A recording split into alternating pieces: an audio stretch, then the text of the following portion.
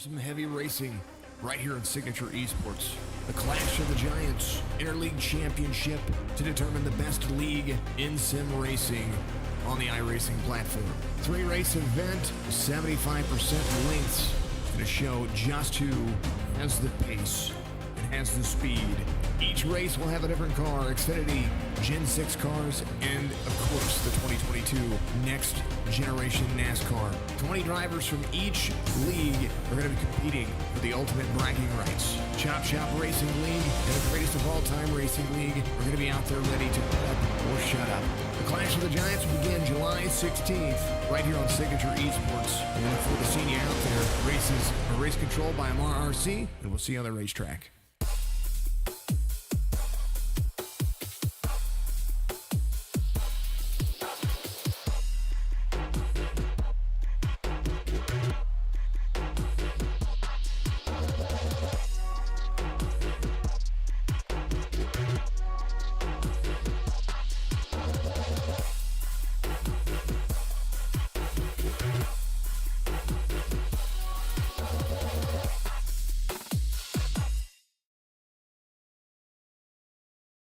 Well, of course, good afternoon, good evening, good morning to everybody out there. Jason here with Signature Esports, and a pleasure just to have you here. We're live at a charge from the home studio here in the old great state of Missouri, however you want to say it, Lake of the Ozarks area. I am happy to have you here for the second episode of our, what have I deemed this? The Friday Night Social. I don't even know what I'm calling it now. I put it up there and it sounded catchy, and that's exactly what it was, right? Joined in the broadcast booth. We're going to call it the broadcast booth. Skollkey eSports, who joins me every week, and is another commentator out there for the iRacing platform. Nate, how you doing, brother? I am doing wonderful. A little tired, but we're here and I'm ready to go. You had some work going on out there, right? What's going on, everybody? How's everybody doing out there in the chat? Make sure you're chatting it up. Of course, we are also joined today. We have we've got a special event going on tomorrow night, but it kind of ties into the entire platform today for the Friday night happy hour chat podcast. That's what I'm called, the happy hour chat. It's pretty nice to see. But joined by GOAT Racing legend himself, the greatest of all time racing series, Charles Van Skollkey. We also have the representatives from Chop Shop Racing, John Hammond and Michael Strickland here as well. Gentlemen, how are you doing today? What's going on, buddies? We're ready to roll. Yeah, doing good. Good.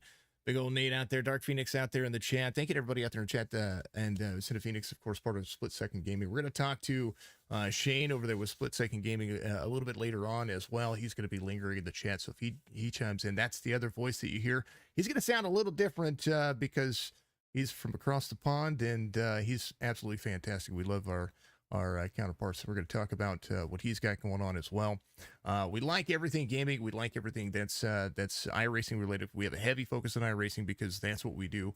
So if you're tuning in for the first time, you usually see me broadcast iRacing or play different games on Twitch and just try to be the ultimate quote unquote content creator when it comes to having the voice and the ability to back up the bigger streams and what we're doing with it. And two of the racing series that I broadcast for, and one of the racing series that Nate broadcast for here, are all right here. I mean, you're getting two of the best series out there that run multiple series, from Truck Series, Xfinity Series, and the Cup Series on iRacing, and they're going to be battling it out here tomorrow night with the first of 3 races for the Clash of the Giants between the Chop Shop and the GOAT Racing Series.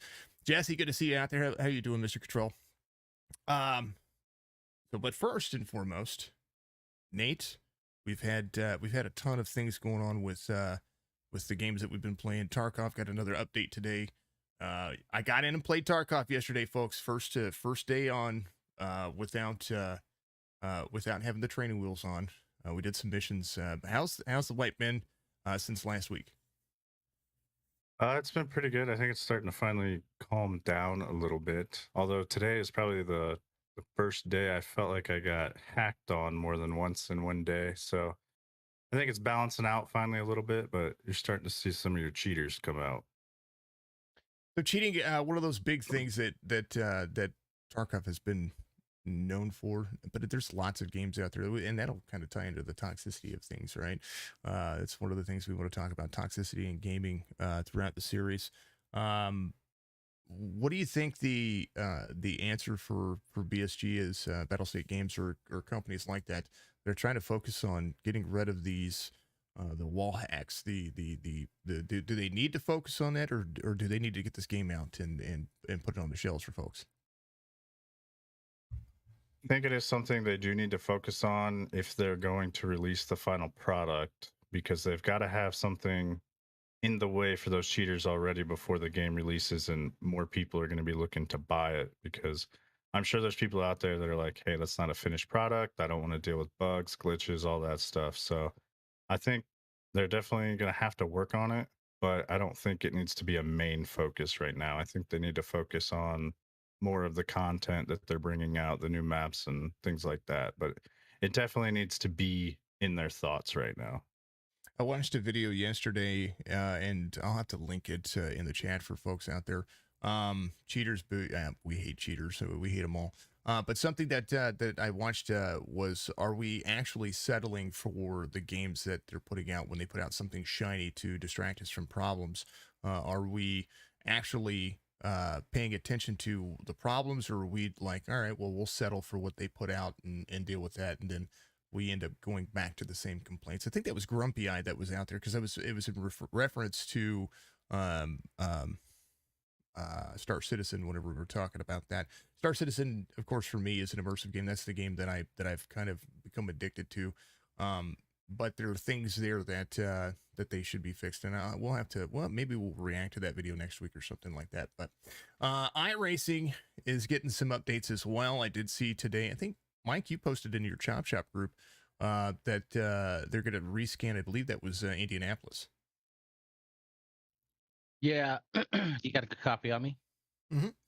Okay. Yeah, I saw a brief video on. I just caught it overnight, and I figured I'd share it. But the gist of it is that I believe they rescanned Indianapolis, so soon we'll be getting the rescanned update version of Indy as well as the Indy road course. I believe also in the video they talked a little bit about the rain, what progress they've made with rain and iRacing. So a lot of exciting stuff. It's definitely a good watch. Make sure you swing on by to the Chop Facebook page, and you'll see that video there. We did put the link in the description for the Chop Shop Facebook group, and then of course it's Goat Racing Facebook page out there as well. Want a fair and fun game, but we will always want fair and fun games. I think that's the big thing about gaming. We've seen cheaters across the board. I've seen cheaters in iRacing. I've seen cheaters in Warzone. I've seen cheaters in Tarkov. And if you think you can't cheat in iRacing, well, then you're sadly mistaken. There are people out there that do it. Whether it's tire hacks, grip hacks, weather hacks. iRacing has a good hold on it, but there are still a lot of things that folks get away with out there. And I'm not saying any league is out there due to any specific driver.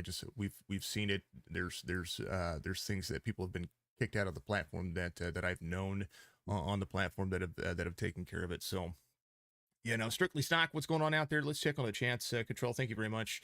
Dark Phoenix is out there, of course. That's the misses for you. HMG Innovations, thank you for the like. Mr. Van Skollkey, thank you for the like as well. Shane, thank you for the share. Kendra, thank you for the like. Josh Fred, thank you for the funnel. Skittles, thank you for the funnel. Malarkey, thank you for the like as well. Always fun. The chats are always Lima Charlie. I love it. So here's we're going to talk about this Interleague event, and I'm going to let you guys kind of talk the trash that you need to talk to out there. But when it comes to we as commentators see a picture of a race, and there's a lot that goes on behind the screen, behind the scenes, and behind the screen, so to speak, for these leagues to be able to run. Well, there's not only the time for you to sit back and not only put it together, but there's a lot more that goes into the inner workings of the league.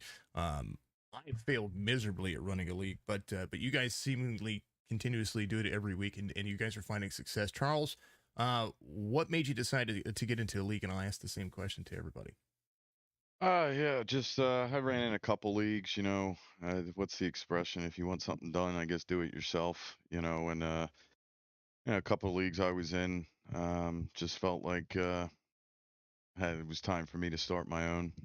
Couple leagues I was in, took took bits and pieces of, obviously I was in a league with John and Michael and the IVRL, bunch of leagues, and kind of take a little bit of everyone, the best things or what I think the best things were from everyone, and create my own. And basically everything's just kind of came together. A bunch of guys pulled me, to the side and said, you should start when you should start when. I think that's generally how most leagues get started, Yeah. and that's basically that was basically it. I had a good group of guys that are with me that, said, let's start it up. And we secured you and Nate and Zirkle, and then now we're going on this venture with Chop Shop, and we also have a sponsorship with another league, and hopefully there's discussions afterwards with your other guests that's coming on. But it seems like every week something new. I think that's the thing with the platform with iRacing is that, um, and some folks have said, iRacing is kind of gone stagnant, and there's things that they want to see iRacing do graphically, and they've got their hands in a lot of different cookie jars and stuff like that.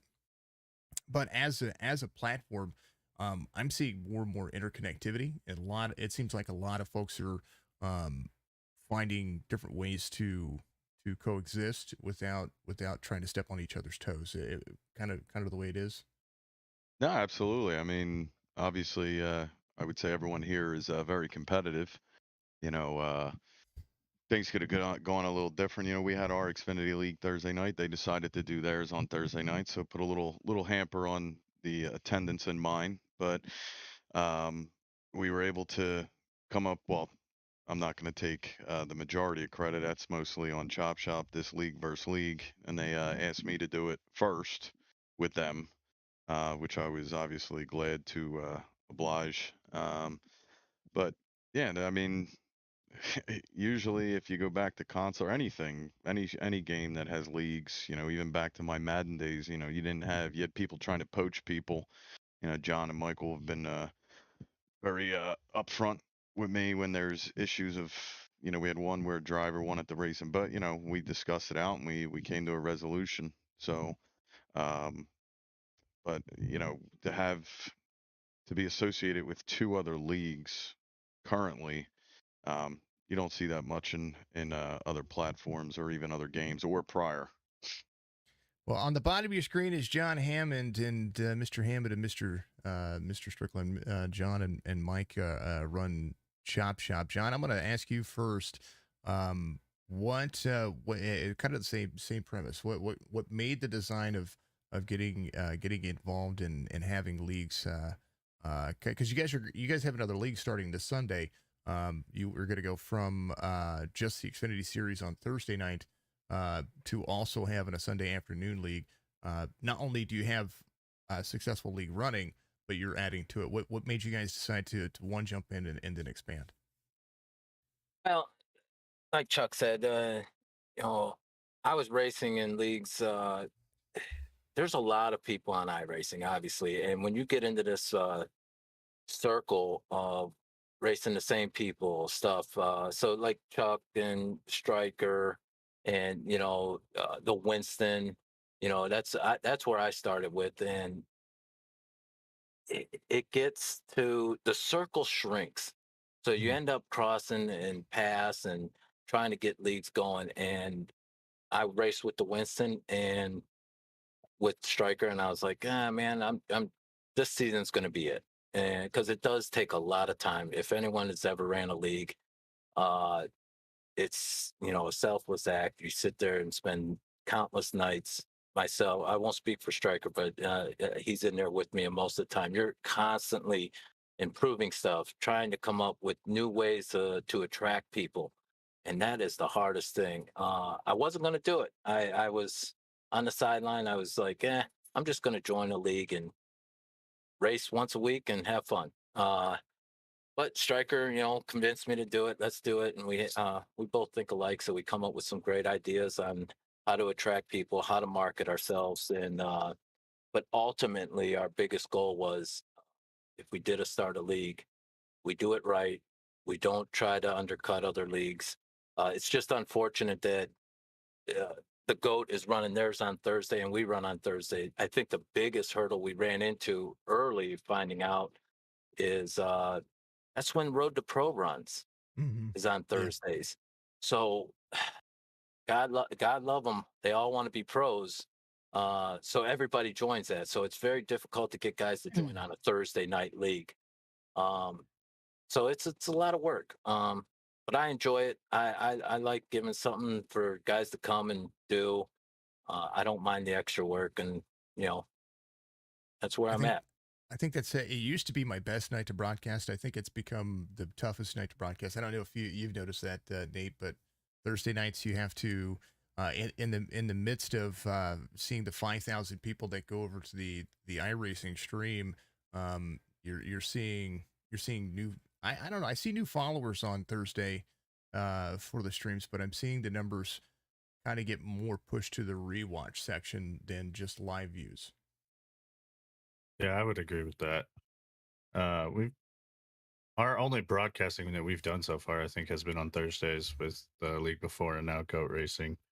But I would say that there's definitely more post race views, like you said, than live watchers. Which is not a bad thing. I mean, I like seeing folks go back and rewatch the stream, and then they can if they know something happens on a certain lap, then they can go back and watch it too. We see the drivers do that as well. Bob, dude, thank you for the like out there. Appreciate you, man. I saw you get out there. Thank you for comments out there. Make sure you can chat it up. Ask your questions out there as well.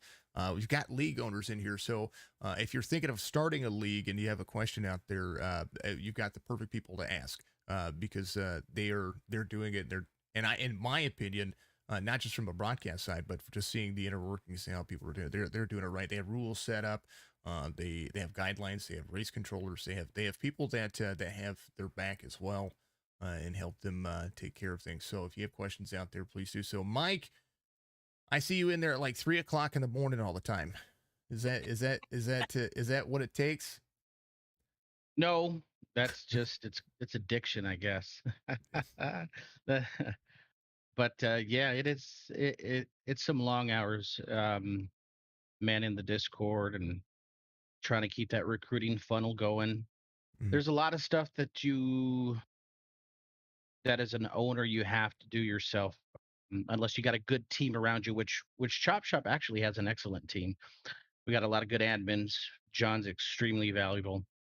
Amar is actually part of the race control and admin over there as well. They're invaluable to me. But even with them helping as much as they do, you're still going to catch me out there at 3 in the morning, dating the Discord, trying to get some extra drivers, doing what it takes. Doing some recruiting, especially actually Jessica Trell just asked that in chat. He says, any spots open in one of these leagues? Are you guys actively recruiting? We are actively recruiting. Our doors are always open for good, clean drivers. Charles, how about you? Yeah, absolutely. Same thing. Was it?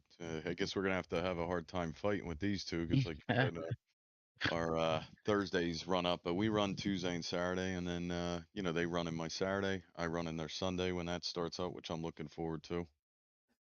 So yeah, Tuesday, Thursday, and Saturday. I guess we'll split the Thursday, guys. If anyone wants to join Thursday, we'll flip coins. That's right. So Chop Shop has Xfinity Series on Thursday, and so does Goat Racing. They both run their B class on Thursdays. The Chop Shop this Sunday, they have their Next Gen Series that starts at 1 p.m. Eastern. They're gonna that'll be the series that you're gonna be seeing me broadcast for. So I'm gonna be triple heading Sundays. That's insane. Nine broadcasts over 6 days is that's tell you what. Who'd have thunk it? Who'd have thunk that my Sundays were going to be that way? But so exciting things. I'm very excited to see the next gen cars on the circuits that you gentlemen are going to run. Of course, Saturday nights are always a ton of fun. I get to go back and watch Nate and Zirkle. Nate, how is Zirkle feeling? I know that he was sick yesterday or the day before. So I didn't get to talk to him today, so I'm not sure. I probably should text him and ask him. Probably yeah. Nice that you do. Zerk, are you still out there? And Cottrell says, oh yeah, so Jesse Cottrell is part of the Duck Press Media Solutions team. He has got a lot of drivers that are always looking for races. So, yeah, Jesse, there's 2 links in the description. One is the Chop Shop Racing group, and then the other one is the Goat Racing. So it's facebook.com/groups/ a bunch of numbers. That'll be the Chop Shop Facebook group, and then it'll be facebook.com/Goat Racing 23 will be Charles's Go Racing Facebook page. So reach out to him there. He'll be able to get with you on that one too. Please do so, folks. Brian Hunt, thank you for the link. Caleb, thank you for the link. I hope Zirkle is well. I do hope Zirkle is well. I hope he's feeling better and everything's going. So thank you to everybody out there for tuning in. Keep your questions coming. I want to make sure that we do it. Kind of the answer to the call here. I messaged him. It was it. We'll see what he says. I like it. All right. Look at you chatting and chatting. Chatting in the chat, but chatting in the chat. Multitasking. That's what it is. So running leagues is difficult. You sometimes have you have really good races. You have really bad races. You have the in between. You have the long races, the ones that feel shorter. Where do you find where do you find the most excitement comes out of the race? Is it out of the drivers' attitudes, or is it out of the what you think you're putting together for the drivers? Well, I'll go, Jason. I think I'll take our next gen series. It's about to start here. I think the hardest thing as a league owner and trying to get people to stick around. There's millions of options to go out there and race with other leagues. The hardest thing I think to find is keeping them engaged. You get out there and you race the first race and you do well. The next race, you get wrecked out and there's no recovery. Our league runs no fast repairs, so it's like, hey, you wreck it, you fix it, you run it. But then they get discouraged and they're like, hey, I'll just go jump over in XYZ league and start all over. So that's one of the hardest tasks, is to keep the guys engaged, somehow to keep them to where, hey, you can still fight for a championship. I think the biggest problem, and you see it all the time, and you mentioned it on the stream last night, you were like, hey, I think their next gen, it's obviously going to be probably Daytona. Well, one of the big things is that I thought of, and with Striker, is let's not start with Daytona, because it's usually a shit show and wrecks and craziness, and then it gets people discouraged. And it's not a good reflection of what the league is. We have great drivers, but Daytona's Daytona. A great driver can make a mistake and cause a wreck and cause 17 cars to be out of a race, and then people are like, "Oh, this sucks," and they move on. So let's put those bingo, I'll call them, races in the middle somewhere. Let's start out with something fun, to where everybody can race and have a good time. And I think that's when you set the hook. I can see that happening, and I was glad that you chimed in yesterday and told me what was going on, because that right there is, it becomes a some people will think that the Daytona and it becomes a stalemate and it's anybody's race, and there's lots of folks that try to put more emphasis on where this first race is going to be and where the championship race is going to be, but not necessarily on the schedule as a whole. And I see a lot of diverse races. I mean, we see a lot right now. I think pretty much everybody's going through their short track features.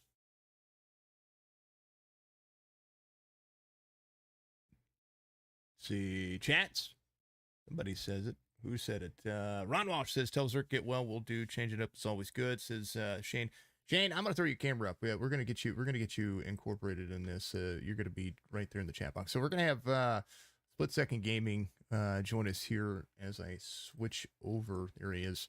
That's gonna be Shane. He's from a different little town across the big pond. Shane Newman, tell everybody who you are and where you're from, brother. Hey boys, yeah, from Australia, Shane or Nui, and yeah, I run Split Second Gaming, and we also got the subdivision Split Second Media. Some of the boys out there might have seen some of the work we did, mostly around Formula One. Get to race with these Chop Shop boys when we get the chance, because of course, obviously with the time delay, sometimes it doesn't work with personal commitments and working and all that, making money for other people, but that's life. But yeah, they've been very welcoming, and they're always there for me and always up for a chat. And then when I do get into the oval circuit racing with these boys in those Xfinity cars, they're always happy to help me understand them and learn my way around this oval racing stuff, because I'm used to the Formula One or the touring car stuff. So yeah, no, I got to give a big shout out to them, and a big shout out to you, man. Like, you know, I try and join in on every stream you do for every league, and even just your chats like this. And last week's show was amazing, and a shout out to Skollkey too, because he put on a good show last week with you and that. And I'm gonna shout out to the Goat Boys. I don't get to interact with them, but I love watching those races that you stream too. So definitely, I will say this, but with the conversation you've been saying about running leagues. The one thing I will throw out to the Chop Shop boys is from experience myself, where we run those Formula One leagues or the touring car leagues and stuff like that. We've even done 2K in the past and cricket. There is a lot that does go on behind the scenes, and these boys do so much, not just to make sure that their leagues are the quality they are and the drivers are enjoying the actual community that they're in, but these guys are putting in the effort behind to also help those that, you know, they might be a back of the pack kind of driver or a mid pack driver. They actually put the effort in to make it a little bit more personal and get their crew and their drivers interacting with them and try and help them get a little bit further in the pack. You know, it may not be a big launch up to the front, but we're seeing like some of the guys that I was competing with at the back of the pack now are mid pack racers. You know, these smaller tracks are starting to come to them, and it's all coming from Michael and John and Amar helping out these guys, just making them actually feel like, you know, that they're part of something bigger than just a league that they're racing in. And I think that's got to give a lot of credit to Michael and John for that. And the GOAT series, you've seen in the GOAT series too, the boys coming across on Chop Shop, and with everything I've seen on the Discord and that, Charles is running a great league over there too. So, but yeah, anyway. Skollkey's pandering out there. I see the wheels turning. He's already he's getting into that conversation, because we're gonna have the verses coming up right here. I see all the wheels. It's happening. Two of the best leagues out there. I broadcast for great leagues, and very picky about the folks that we bring on. The folks that, I mean, from the Outcast Racing League, who has kind of the beginner series that wants to get out there and have fun, to No Toad Racing League, which has been established for 20 years. That is insane. 20 years of sim racing. You're talking about platforms out there that are other than iRacing. iRacing's been out since 2008, but we've been internet racing since 98. I think is when we saw our first iteration with that. Charles had to leave. He must have had to use the restroom. We're not boring him, are we? No, we're not boring him. Anyway, I did have a question out there. What's favorite track? We'll start with Shane. We'll start with you, because you have a different set of tracks that you would consider your favorites. Yeah, well, it obviously depends for me on what style of car I'm racing. So with these Xfinity cars and the NASCAR, I gotta say I'm a big speedway fan. I love Daytona and Talladega. They're both exactly the same for me, those ones. Not a big fan on these short tracks. I can't seem to get my hands on it, as the boys have seen. But when you come into Formula One and touring cars, I really like those technical tracks, the ones that are going to push you. And right now, my favorite track to drive is one of your tracks, boys, and that's Watkins Glen. I'm really loving that right now. Pushing some limits on what I can do and finding out what cars can do there. So that's a good challenge. Goat, what's your favorite track out there, brother? I think everyone knows which one's mine. It would have to be Dover. Probably seen 30 plus races there. It's an hour from my house. A lot of good memories with my dad and my family and my siblings. So, but yeah, definitely Dover. And then if I had a secondary, believe it or not, it's probably going to be either Bristol or Martinsville, even though Martinsville is the kiss of death in leagues. So Yeah, we won't talk about Martinsville. they don't talk about Bruno. We don't talk about Martinsville. Yeah. Jason has a disdain for Martinsville. Davey Hendricks out there says the Glen is really an awesome track. I'm a big fan of the Glen. Mike, what's your favorite track out there, man? If I had to pick just one, believe it or not, all this hoopla about these plate races aren't ideal. I probably pick Daytona. I mean, I love plate racing, but if it's ovals, Daytona. If it's anywhere road, I'd probably do like Nürburgring or something along those lines. Oh, yeah. John, how about you? Favorite track? Really, I don't even have a favorite track. Anyone that I don't end up wrecking. How's that? I like it. I'm just now starting to mess with road and stuff. Striker's been helping me a lot with that. Striker helps me out a ton. Like Shane said, we practice every night. We get in these practice rooms, and mostly to just shoot the shit, and talk smack. But a lot of it is to just get better. And Striker does do that for me. So I don't think I would have got where I, am now in racing. Road courses, I would say Watkins Glen is probably my favorite road course because it's the easiest for me. But I won't be messing with the one Striker just said. I don't even know how to pronounce it. Nürburgring. Yeah.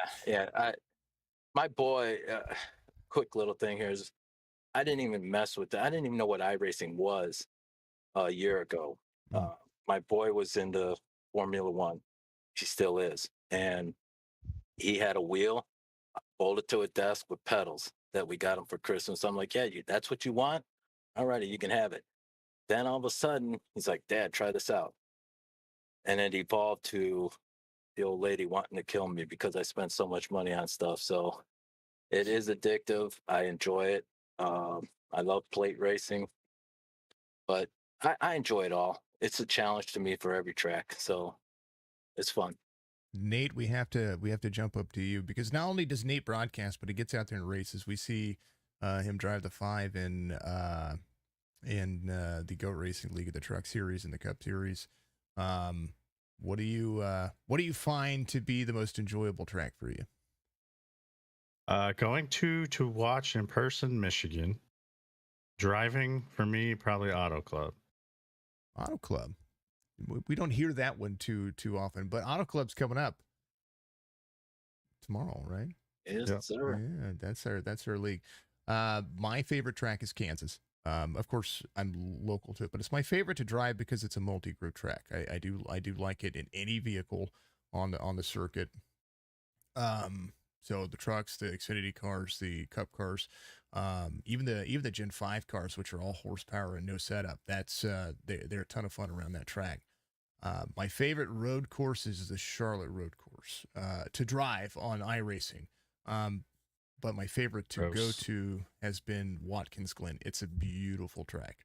I've been there in person. It's incredible. So, but outside of that, you barely catch me racing. And I have 667 races under my belt now because I had to get in and fix that 666 that I had. I went in and checked my stats and I had 666 official stats and said, well, I'm going racing. Don't want any bad luck, man. That's awful. That's awful. Hey, that's not a bad number, man. I do like the 666. That was. Well, I'm superstitious. My family is multinational, as we all are. I call, if anybody says, well, I'm pure this and I'm pure that, what are you, a vampire? We're all mutts of everything. Come on now, let's have life and enjoy it. Well, it sounds like, Jason, you're tipping your hand a little bit there on the track you're going to pick for us on the third race. Only trying. I love that track. I love that track. Can I pick the car for the race? Because I'd really like to win something here. I don't get to win any races on iRacing. Yeah. By that, you meant Kansas, right? Yeah, I meant Kansas. Yeah, Kansas is a great track. It's a multi-group track, and and you guys are, and we're going to get into the details of this too, but you guys are going to run long races, and so having a longer race and having more things be more of a factor, like tire wear, and that's something that iRacing has gotten more and more accurate. The tire wear, the right front being the most dominant tire, just like it is in NASCAR, and then of course seeing the collision model get a little bit better each and every week. Netcode's kind of gotten better. I've seen I'm still seeing netcode, but it's not 3 feet. It's much finer in the details. Let's see. All right, Charles. All right, Chop Shop crew. Let's talk about this race. 75% lengths. You guys saw it. Actually, let's do this real quick. What we're going to do is I'm going to play the commercial for this so that way you guys can see it one more time. I want to make sure that you take a look at it because it's going to be fun. It's going to be interesting. So bear with me. We're gonna play that, and we're going to take a small little vocal break, and then we'll talk about that. Then we'll talk about the games we're interested in. We're also going to talk about, we're going to show the Shane's cars that he's got for the Gran Turismo game as well. We're going to get into that. We're going to talk about Sea of Thieves because they've got an update coming up. They got pushed back a week, and the wife says I have to talk about that, so we're going to do that. Yeah, so hold on just a second, folks. You ready for some heavy racing? Right here on Signature Esports. The Clash of the Giants Interleague Championship to determine the best league in sim racing on the iRacing platform. 3-race event, 75% lengths. It's going to show just who has the pace and has the speed.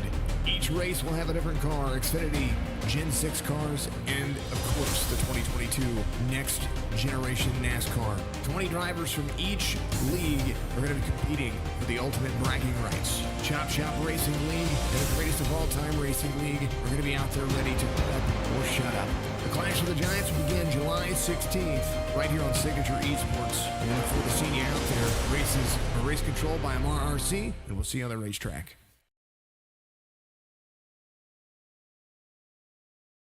I love the commercial. I mean, it's a great commercial. I'm just saying.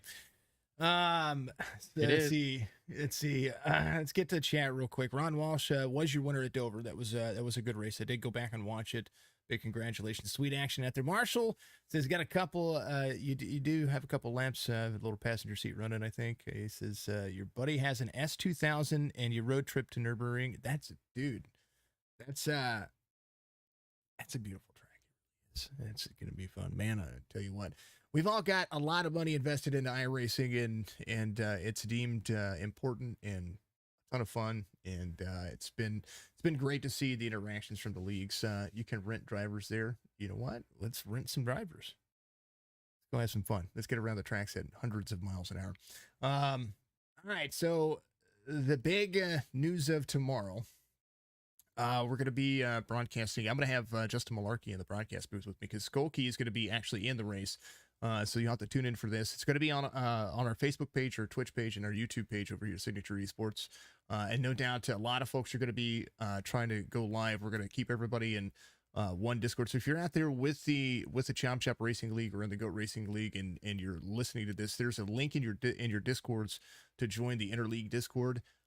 You're only gonna have to be there for 3 races, or if they, when they do another one of these, then you can already be there if you want to be a part of it. But it's just so that way we have everybody in one spot, so that way I don't have to bounce between Discords to do driver interviews, because it's going to be the one exception to the rule during these races where I actually might pull you during the race to be able to talk to you, because it's going to be a longer race at 75% length. We're running 200 laps at Auto Club Saturday. And if anybody knows how 200 laps goes at a 2-mile track or a 1.5 mile, 2-mile track, it's going to be a long race. It's going to be a good race, and it's going to be competitive, and every point counts. So, gentlemen, walk me through this race and who's going to win it. I'm asking right away. I'll let Stryker go ahead, and this is his creation, his thought when he first brought this up. I'll let him have the floor on this. Well, it's going to be exciting. This is awesome. It was it's a match made in heaven. These GOAT guys, they're solid. We're I'm not going to lie, I'm not going to say we're worried, but we're cautiously optimistic. They got a bunch of good guys out there. I race with them on Saturday nights. I know they're solid. They're a good bunch of clean drivers. There's a few in particular that we rub bumpers, and I'm perfectly comfortable with that. So ideally, it's one race of three, but we'd like to see a chop shop guy up front, take the checkered flag, of course, and start off strong is where we want to be. But push comes to shove, we're going to do what's right. We're going to run everybody clean. We're just going to have some fun and let the cream rise to the top is ideally what we're going to try to do. Cautiously optimistic. What is that? I like it. I like it. Charles, what do you think, man? Both of these leagues have good stables of drivers. Not just good. Ron Walsh out there. He's a fantastic driver. We've seen him get a ton of wins in the series already. And Skollkey gets to broadcast that. We see a lot of these drivers be able to push the envelopes with each other. Now they're going to have to coexist as a team and not competitive with each other, because this is a team-based event. Yeah, absolutely. I think that's the bigger thing. I can't speak for Chop Shop, but I can almost guarantee it. I mean, I'm sure there's, out of the 20 guys that signed up, I'm sure there's 4 or 5 that have gotten into it with each other, and now they got to be on the same team. Within respective leagues, you have teams, and we're in our chats, we're communicating, we're trying to help each other out. Now it's it's a 20-man team. I think that's the more unique. And like I said, this is more of if this was a percentage thing, it's 90% this was Chop Shop's idea. Probably 90, probably really 100, but they're modest, so they'll give me 10%. But yeah, I think doing this league versus league thing is something, like Hammond said and Stryker said, there's just not anything really like it. People have attempted it on console. I've done a couple on console, but it's just been a total. I mean, we got the right pieces. We got the right, I believe, 2 leagues. I won't speak for my own league. I will say I know for Chop Shop, I know we got the right league to go against, and we got the right broadcasters and teammates. So I'm, like I said, looking forward to it, and hopefully this 3 race maybe turns into something bigger. Turns into, I'll let Hammond had some ideas, so I'll let him share those. But yeah, I hope it turns into something bigger, and maybe even something for our leagues to merge on or do something down the road. So Ron Walsh actually just asked in chat a couple of moments ago. I missed the comment because lots of comments coming through. Thank you to all the comments. Keep them coming, by the way. Ask the owners for this league against league, for the league versus league, if we can only pit on green flag and no pitting under cautions to make it an interesting race. I'd probably say the 75% is interesting enough. Yeah, that's a long. It's gonna be a long race, but it is gonna be a ton of fun. I'm looking forward to it because we don't get to see as much interaction. We're usually just seeing, okay, it's Monday night. I know they're gonna have the IVRL, and the IVRL runs a specific way, and now it's intermingled rules. It's everybody trying to work together. Nate, what do you think? Do you think it's going to work into the advantage of one particular league? And I'm asking an unbiased opinion because we got biased opinions other than Nate's being biased out there for the GOAT Racing League because that's who he's racing for.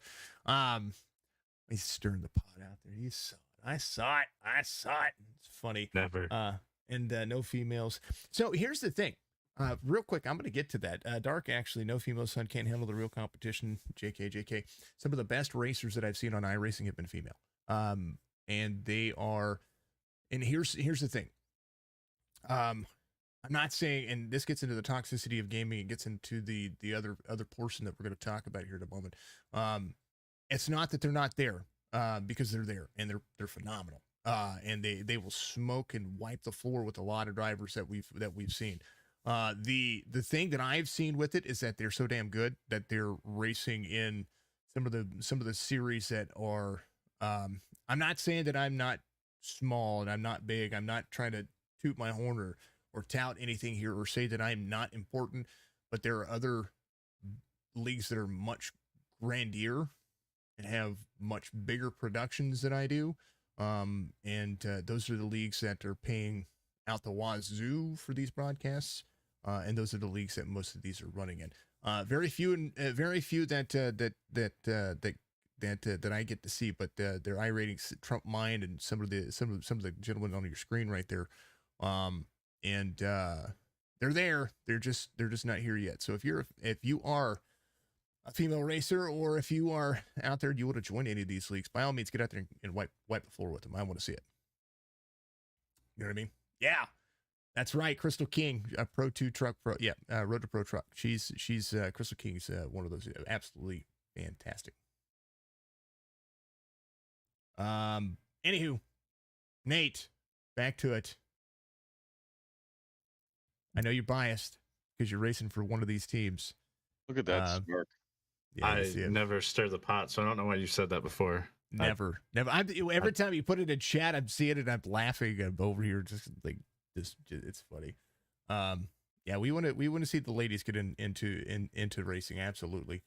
Nate, where does this throw the series? Because you're gonna have to work with people as a driver. You've been into a few things out there. You've gotten collected by a few things, but now you're gonna have to work together. Yeah, I think our league will be just fine. I mean, even the people that I've had my beef, as it's called, with some drivers. I mean, we've been able to all work it out, and in the end, we're all friends. We know we're here to have fun, race, be competitive, all that good stuff. So when it comes down to showing which league is the best, I think we'll be just fine. All right, John, tell me about the scoring of this, because that's what's going to be the most important. How does one series win this? Well, I think the winning team is going to be the one that can keep a clean car and be consistent. The points are based on your standard. I wouldn't say standard points, but it's kind of a crossbreed between what the NASCAR is doing now with the stages, but we will not run a stage. So it's going to be 40 points on down to one, 40 drivers, 40 points. We did have it set up to where we were going to do the pole sitter, got 5 points, and then 10 points for the race winner. But to make it more team based, Chuck and myself decided that we're going to do 5 points for the pole sit, 5 points for a lap led, and then 5 points for the most laps led. And that brings into more of a team aspect, I believe, to, hey, a couple guys can stay out, get a couple bonus points for the team, maybe stay out that extra lap to get those team points. So it is going to be a lot of strategy in there on, especially over 3 races, especially when you got some guys that can make a race tomorrow, but can't make the second race. So you're constantly updating the other drivers that are kind of sitting in the wings on strategy and stuff like that. But ultimately, it's just keep the car clean. Don't race. The biggest thing that we're harping on is don't race your fellow teammates as you would race the GOAT. I'm going to race Stryker differently than I would race Charles. And I'm sure they're going to do the same. So you kind of got to keep your head on a swivel out there, keep your car clean. I do believe now we don't run fast repairs, but since the length of the race is 75%, we're going with one fast repair. I would hate to be the guy that gets wrecked out on lap 10 of a 75% race and have to sit there and wait for the thing to get fixed. So we're going to go with one fast repair, keep it fun, keep it competitive. But ultimately, like Chuck was saying earlier, Stryker brought this up to me a while back, and we're hoping this steamrolls into other things. I know Chop Shop is willing to take on any challenge, and we'll throw that out there now. We'll start with the GOAT. Once we're done with the GOAT, we'll move on to another league and take them on. Ooh. How about we get 4 leagues involved in this, and we really make it a grandier affair. Charles, there's some fighting words right there, and I don't know, what's your rebuttal here? Because He says he's gonna take this one. I see it. I I'm see just it. I see it. watching it. I'm watching it. You're why? Yeah, you know me well enough. Well, they may have the confidence, but I got fast lane and I got RBS. So, well, so I can sit here. I can probably sit here and confidently say we will come out on top. It probably won't be because of my doing. It will probably be because of the teams that are in my league. Fastlane, RBS. Ron joins. He's dominating. Aaron's always at the front. Ricky's always at the front. Burkhardt's always at the front. RBS.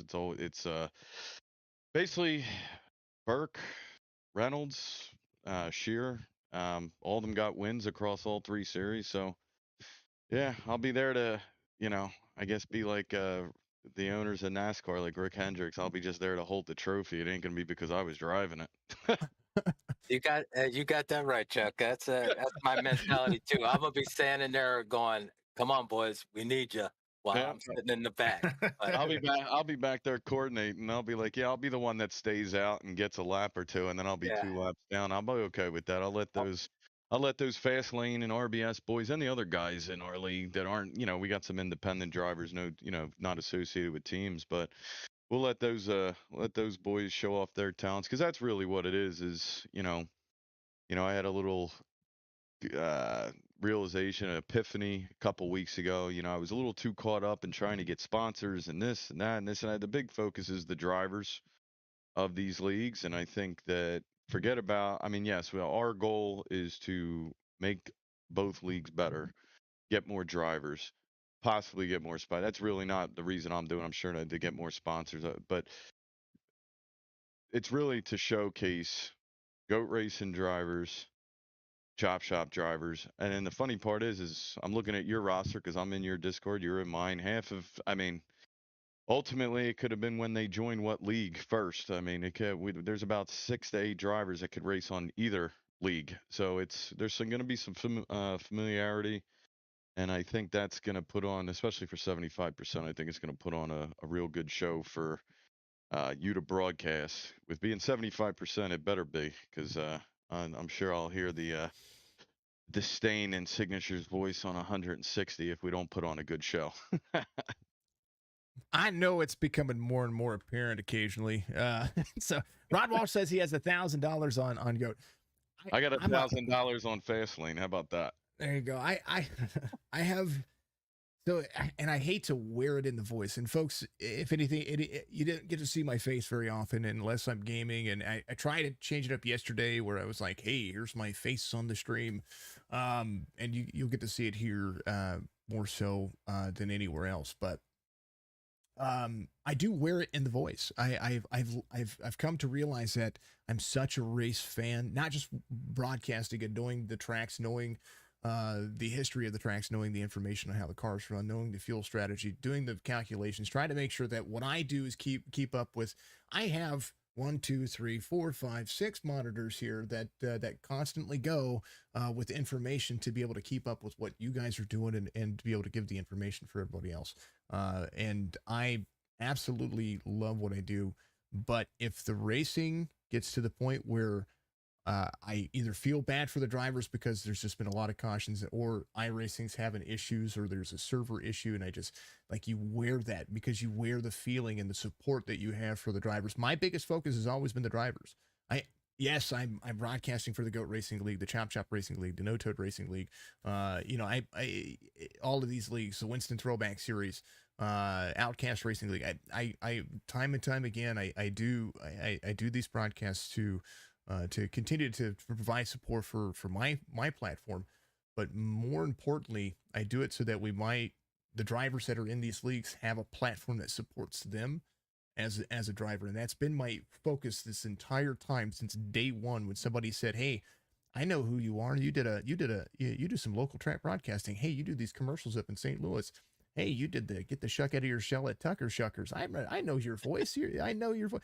If you don't know, get the shuck out of your shell at Tucker Shuckers. Go to tuckershuckers.com. Yeah, just do it. Okay, it's a local commercial, local restaurant that we have here. And it's absolutely phenomenal. I did I did a voiceover for one of the commercials, and I got stuck with that. And anywho,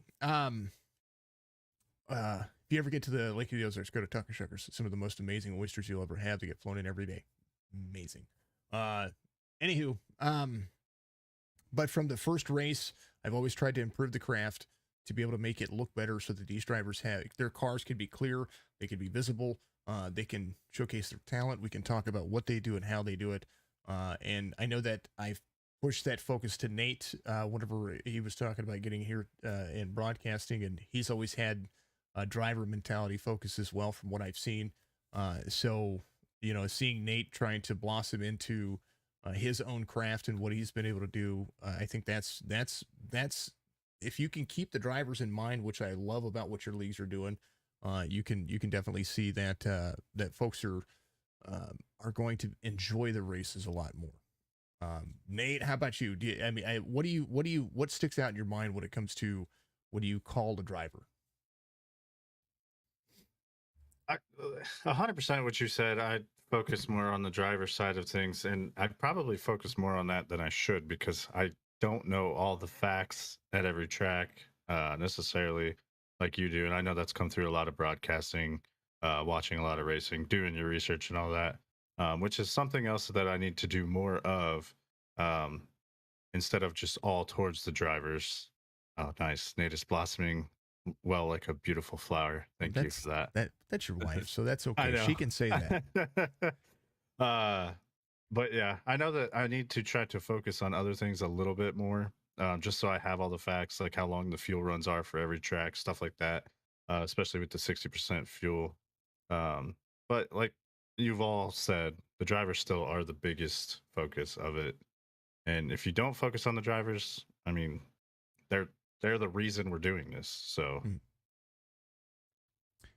Shane, you get a whole different side of the ball game here when it comes to split second gaming, split second media, and the road series. When it comes to Gran Turismo and the console platforms here, you know, where does iRacing needs a graphical improvement to the point of Gran Turismo and those platforms?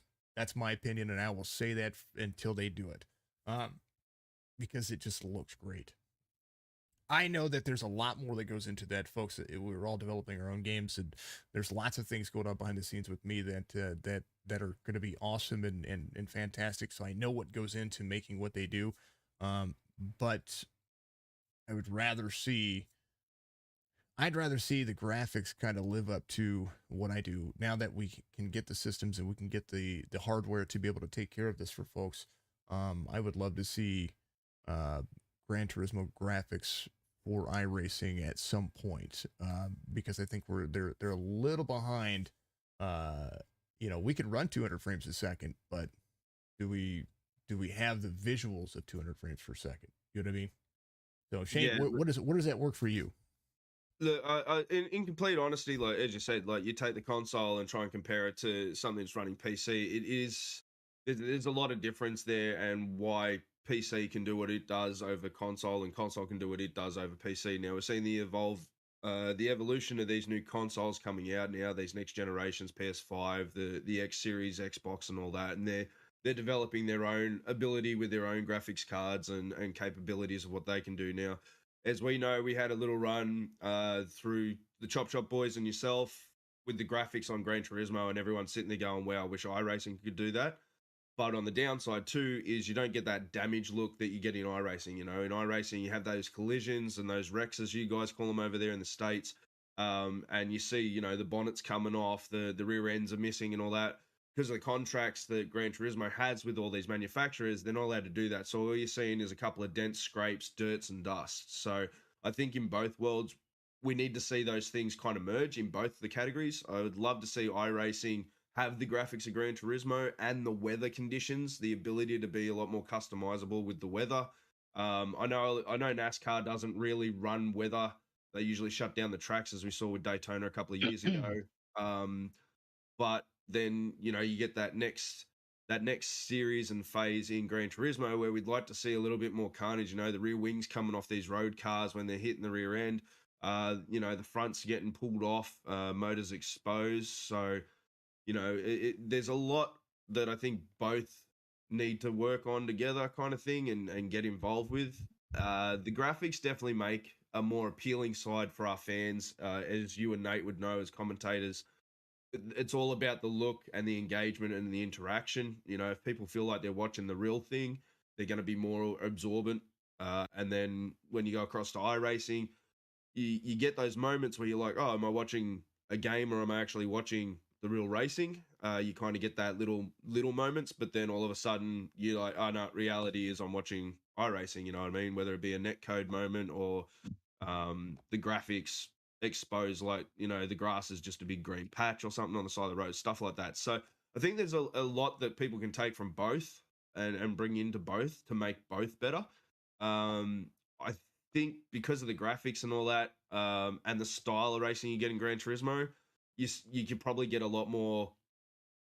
There's a lot more moments in that type of racing over NASCAR racing too, where us as commentators have to work twice as hard because we're getting what is a non-eventful race. You know, you're getting those big open gaps. You're getting, like we've seen in Formula One in the real world. You know, you're just getting those moments where the commentator has to try and find a way to be engaging because there's no incidences happening. There's too big a gaps. Whereas with NASCAR, you got always that Damn fly. problem Sorry. coming through.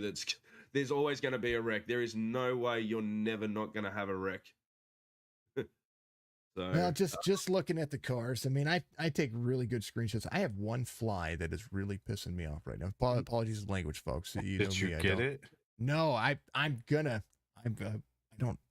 My daughter took I have a fly swatter for this fly. I've been trying to get it for a minute, and I think the daughter took it upstairs. Anywho, Chop Shop all over this admin box, of course, a part of it. I know that Shane was going to reach out to Goat about the same thing. I have my own car. He gave me my car. I like it. It's pretty damn fantastic. I like seeing my logo. There's Split Second Gaming right there. It's really cool. These are from Gran Turismo and the Split Second Gaming League that he's going to be doing. The poster for it right here. Starting July 31st, every second Saturday at 3 p.m. That is Australian Eastern Standard Time. 2 races every second Saturday. The format, round 1, 2 10-minute heats, and then a main race plus 1 lap, right? That's what it's going to be saying, 150 kilometers. 15-minute break in between that, and the same for round 2. So tell people how this works so they can understand. All right, so we'll start off with the teams. So we've got 4 manufacturers: the Ford, the Hyundai, the Mazda, and the Nissan.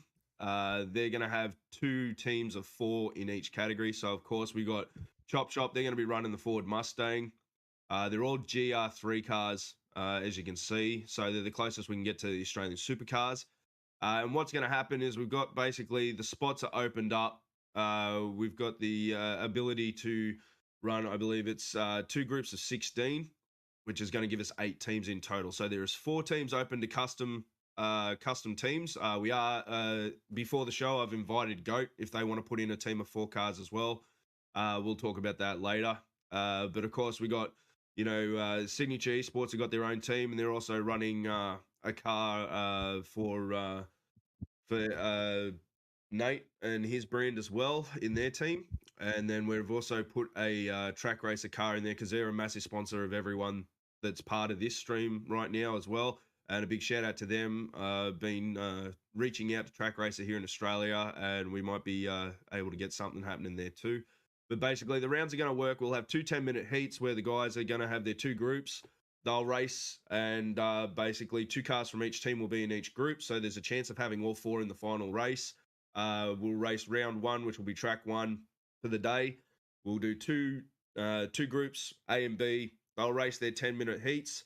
Then the top 8 of each group will go into the final race, which is 150 kilometers for us, plus 1 lap. So when we do the math for 150 kilometers, if it's not quite there, then we're going to add a lap. If it is over the 150 kilometers, then on that lap count, then it will stay at that. So for, I believe, with the schedule, I think something like Bathurst, when we're racing in Australia, is going to be something like a 27-lap race. It was 25 or 26, whatever it was, and we had to add 1 because it didn't quite reach 150 when we got our lap count down.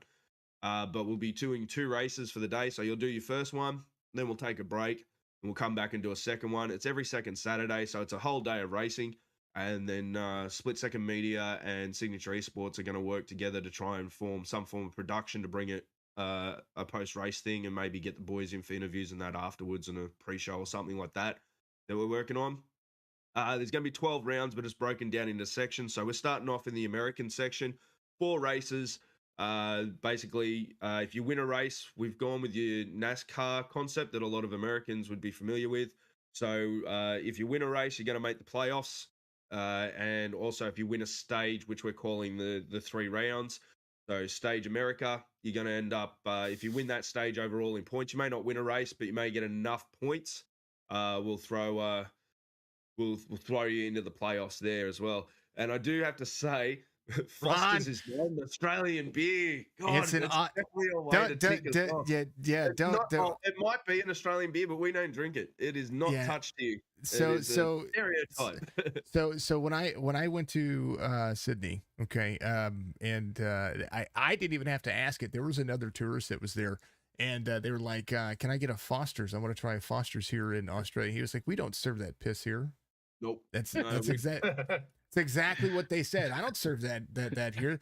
That's the equivalent of Skollkey Natty Light in your trunk for about a week in the summer heat. To the beer that they have Natty there. Light. Yeah, so no. I'm talking about that skunk taste that you get for Natty Light back in the, I'm talking 20 years ago Natty Light. I'm not talking about Natty Light today. Natty Light's a little better today, but 20 years ago it wasn't. It was awful. Yeah, no. Well, most Aussies will drink the beer, but my go to drink, just like a lot of the Aussie boys here, is I love the rum or the whiskey. Mm-hmm. So we got a particular brand here that can't be beat, and it's very hard to get to. If you don't know it, well, it's not hard to get to, but if you don't know it, it's hard to drink, and that is Bundaberg rum. There is nothing like it. It's mother's milk, as I say. I had to say it, sorry. But yeah, no, I had it, and you got, if you ever make the trip, if you do make the trip to Australia, you've got to find you a local. You've got to be like, you just got to walk down the street and say, where can I go that you would normally go, not where the tourist community would subside. It's the same with anywhere that you visit. So, Definitely. man, it's and don't say Foster's. No. It's probably the only swear word here in Australia, next to New Zealander. Getting called a New Zealander, that's probably about it. Oh man. Anywho, all right. So, Split Second Game is going to be having that. There'll be more details that we'll be able to post about that as well. So, always, it's awesome to see different versions of racing, and since we're very, racing oriented or iRacing oriented, it's a ton of fun. We play a ton of different games, and we'll get into that as well. So when it comes to this league versus league, we see the teams setting, kind of getting themselves set. We're seeing the first racetrack that was chosen by Goat Racing. That's right. Okay, so and we're going to. So, is there a fuel? Okay, fuel. That's what I wanted to talk about. Are we changing fuel? Are we changing anything about the cars? Is it an open? Is it a fixed setup? How are these drivers going to be? Are they all in a level playing field, or how are we determining this racetrack going forward tomorrow? Go ahead, Striker. So we tried to make it as neutral as possible, obviously with fixed setups. And if anybody who races iRacing knows there's only 2 or 3 options you can adjust when it comes to fixed racing. So at least the chassis itself is pretty much an even playing field. You can make your own adjustments based off of car feel and what you think is going to work or not work. Kind of snake oil. You think it's going to work, it might not work, or it's not doing anything. But at least we evened out that playing field. I believe, if correct me if I'm wrong, John and Charles, I believe we're at, is it 60% fuel or is it 75% fuel? I don't recall that. So it's going to be, everything's based off the 75%. So 75% race and fuel. We're at 75%. Generally, the tires are structured around the laps. we'll have enough tires to be able to fuel up every single time. And generally, you'll have an extra set if you take care of them. Usually at the end. Qualifying is going to be the same as normal. Everybody's accustomed to that. We're going to do the restart zone, so that's extremely important that everybody's aware of that. And other than that, there isn't too much of a shakeup. We tried to make it as, other than the actual car itself and the track that was picked by GOAT, we wanted to make it as easy as a transition as we possibly could, and not make it too convoluted and too complicated where we got to worry about X points or open setups, items of that nature. So we just stuck with fixed setups. These are the tires you're going to get. This is the fuel you're going to get. We're going to do restart zones. Amar RC is going to handle, the RC and stuff from the blimp wherever he's at, and we're just, balls to the wall. We're going to smash the pedals and see who comes out on top. That's pretty much what we're going to do. And Striker, you're one of the best qualifiers that I see out there. I see you getting the pole position for quite a few different leagues. What is it going to take to have to get that? Because you were talking about bonus points, we're talking about all these things. I know that we have a lot of fast drivers out there, but I think that's your bread and butter. That's the one thing that I would say about you, that you qualify really well. What do you need to do at Auto Club, especially with the Gen 6? A lot of drivers haven't driven this Gen 6 car. And I mean, we're talking 6-7 months now, at least 6 or 7 months since iRacing made the next gen car the primary car for the A Cup. Well, if as far as qualifying goes, we tried to minimize the dynamic stuff that actually changes. We actually have decided on a specific weather, but we've seen it vary 5 or 7 degrees in some cases. And I mean, your qual times have varied. I've seen as low as what is it, 40 O's to 49, like a 5/10 of a second variance, just with that 4 or 5 degree. So ideally, the times are going to be based off where the actual track temp is at when we go to qual. But at Auto Club and these 5th gens, I mean, they're so easy to drive. It's almost wide open all the way. So, get a good lap out. Try to keep it cool on that lap out. Don't scrub those speed. Stay consistent through the run. Pick your lane and hopefully come out, within the top 10. But I know you say that I generally qualify well, but usually we don't have 40 guys in the field. So we're going to have we got a lot of good guys out there that are going to be fast, and the equalizer is going to be this 5th gen. So it'll be fun. It's going to be a ton of fun. Can I ask a question about that? Right, with you guys, obviously as owners running leagues and all that, the effort and the hard work that goes in to doing this, and then now coordinating together on making this head to head. Do you guys find that it's taking a lot of effort and a lot of more time than normal running your normal leagues, or is this become a flawless situation because you're both on the same page, you're both kind of in the same zone, and you know where you're going and what you're doing with your league, so this has kind of been really easy to do? I think, it was quick. I mean, I won't say, like I said, I'm in both Discords, so I do see it. Same with Chuck. As soon as we brought this out, you still have your every day-to-day stuff in running your own league. As soon as we brought that out, it was like instant, like I'm in. So it was kind of relatively easy to get the guys. The thing that concerns me, or, life happens. People are going to have to miss, stuff like that. So, you might end up only having 18 drivers. But as far as getting it done, I think the logistics part is the hardest part. What are we going to do for prizes and stuff like that? And I believe that is the hardest part. Getting people to drive, that's the easy part. They're the competitive juices go, man. They're going to want to kick our butt just like we're going to want to kick theirs, and it's going to be fun. So that part was easy. Just the logistics parts, getting it all set up, coordinated with Jason. Race control, which we did get an extra race control, so we have 2 race controlling it with 40 guys. That's what I believe is the hardest part. Yeah, if I can add some real quick to it before Charles chimes in. It, probably what helped us out the most, at least from what I saw, was we had an established relationship with the GOAT, and they were quick to take advantage of the opportunity to try to run with each other. And there wasn't a lot of back and forth when it came to the details of coming to a mutual agreement. And that probably has to do a lot with just having that established relationship with them. They're willing to try to make it an equal playing field and just go out there and have fun. So if it wasn't the GOAT, it'd probably be a little bit more back and forth, a little more tooth pulling. I don't want this, or I don't want that rule, or let's do this car, let's not do that car. But we were able to come to a quick resolution, get this established and set up, get it ready, figure out where we're running, how long we're running fairly quickly, because we have a good relationship with the GOAT. Before I let Charles chime in, we talked about hydrating. Make sure you do so. Also, check out the merch store. Just saying. There it is. Hydrate. Nothing like a good plug.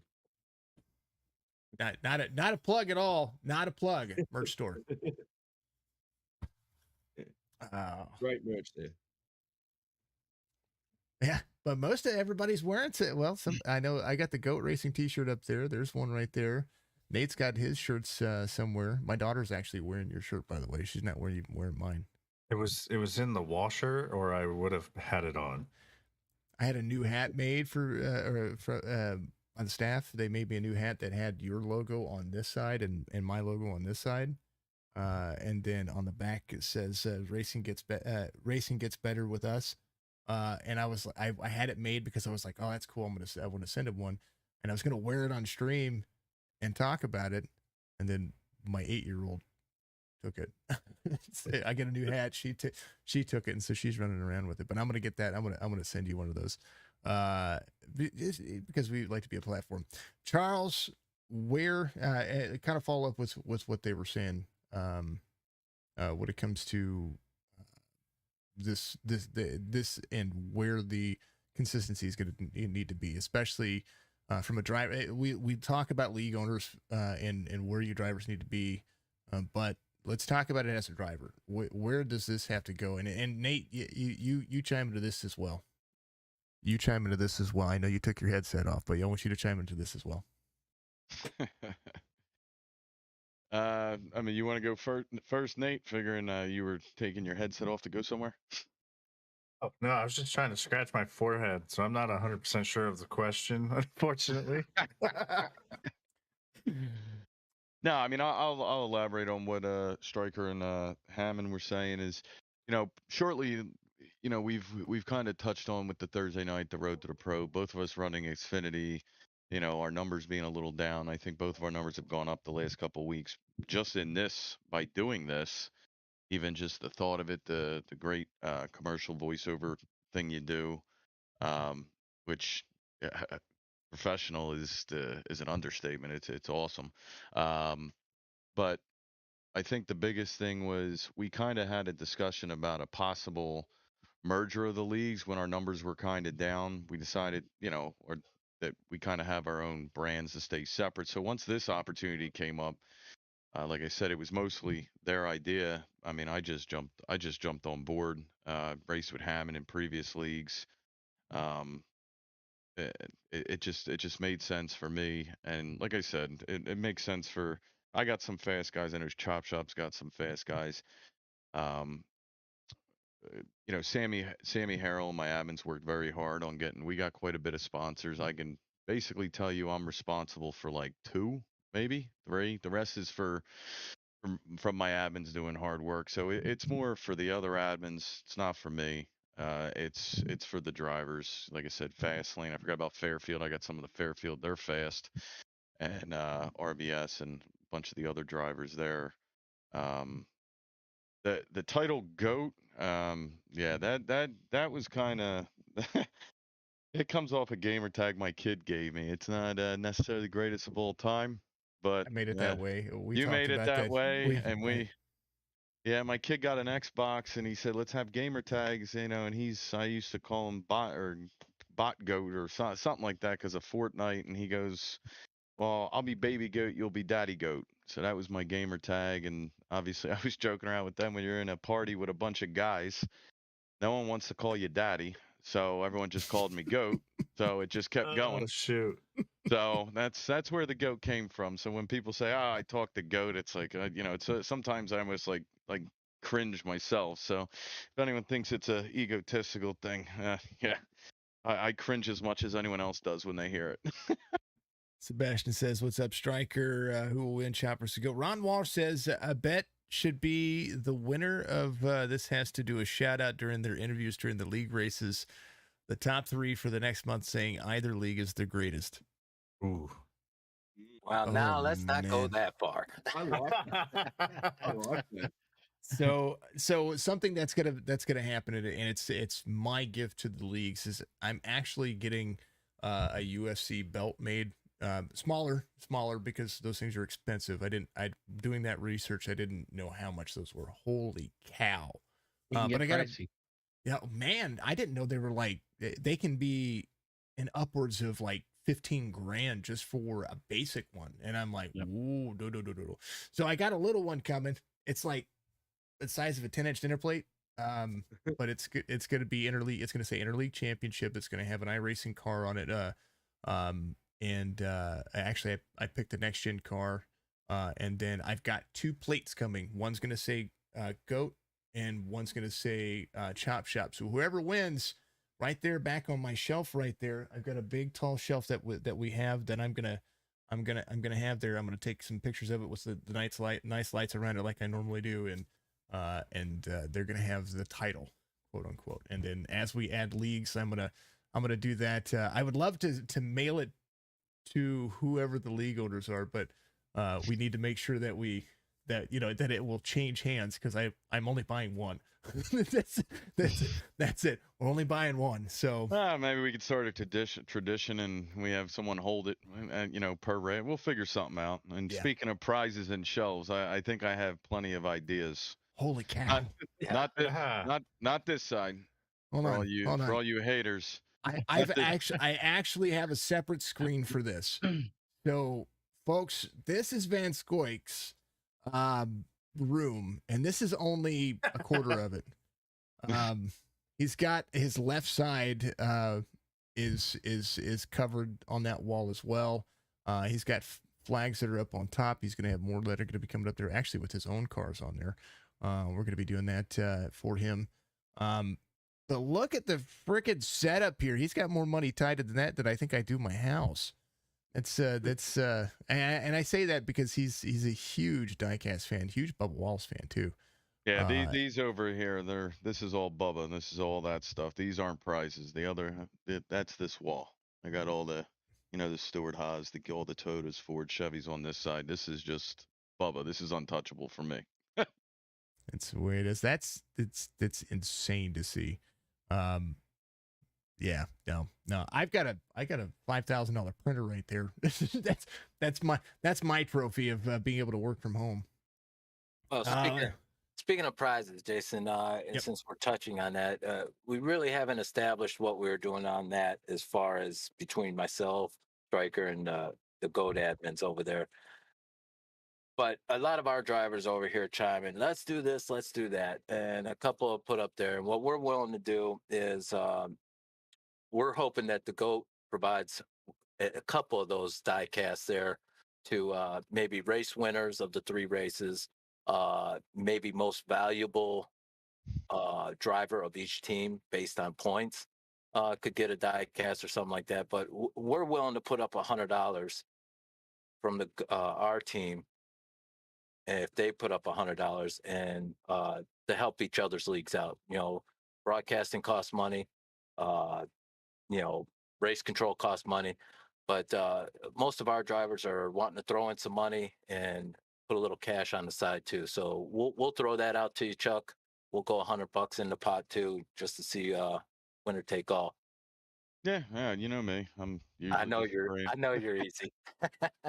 And I definitely have plenty of diecast, and plus one of my sponsors helps me out with.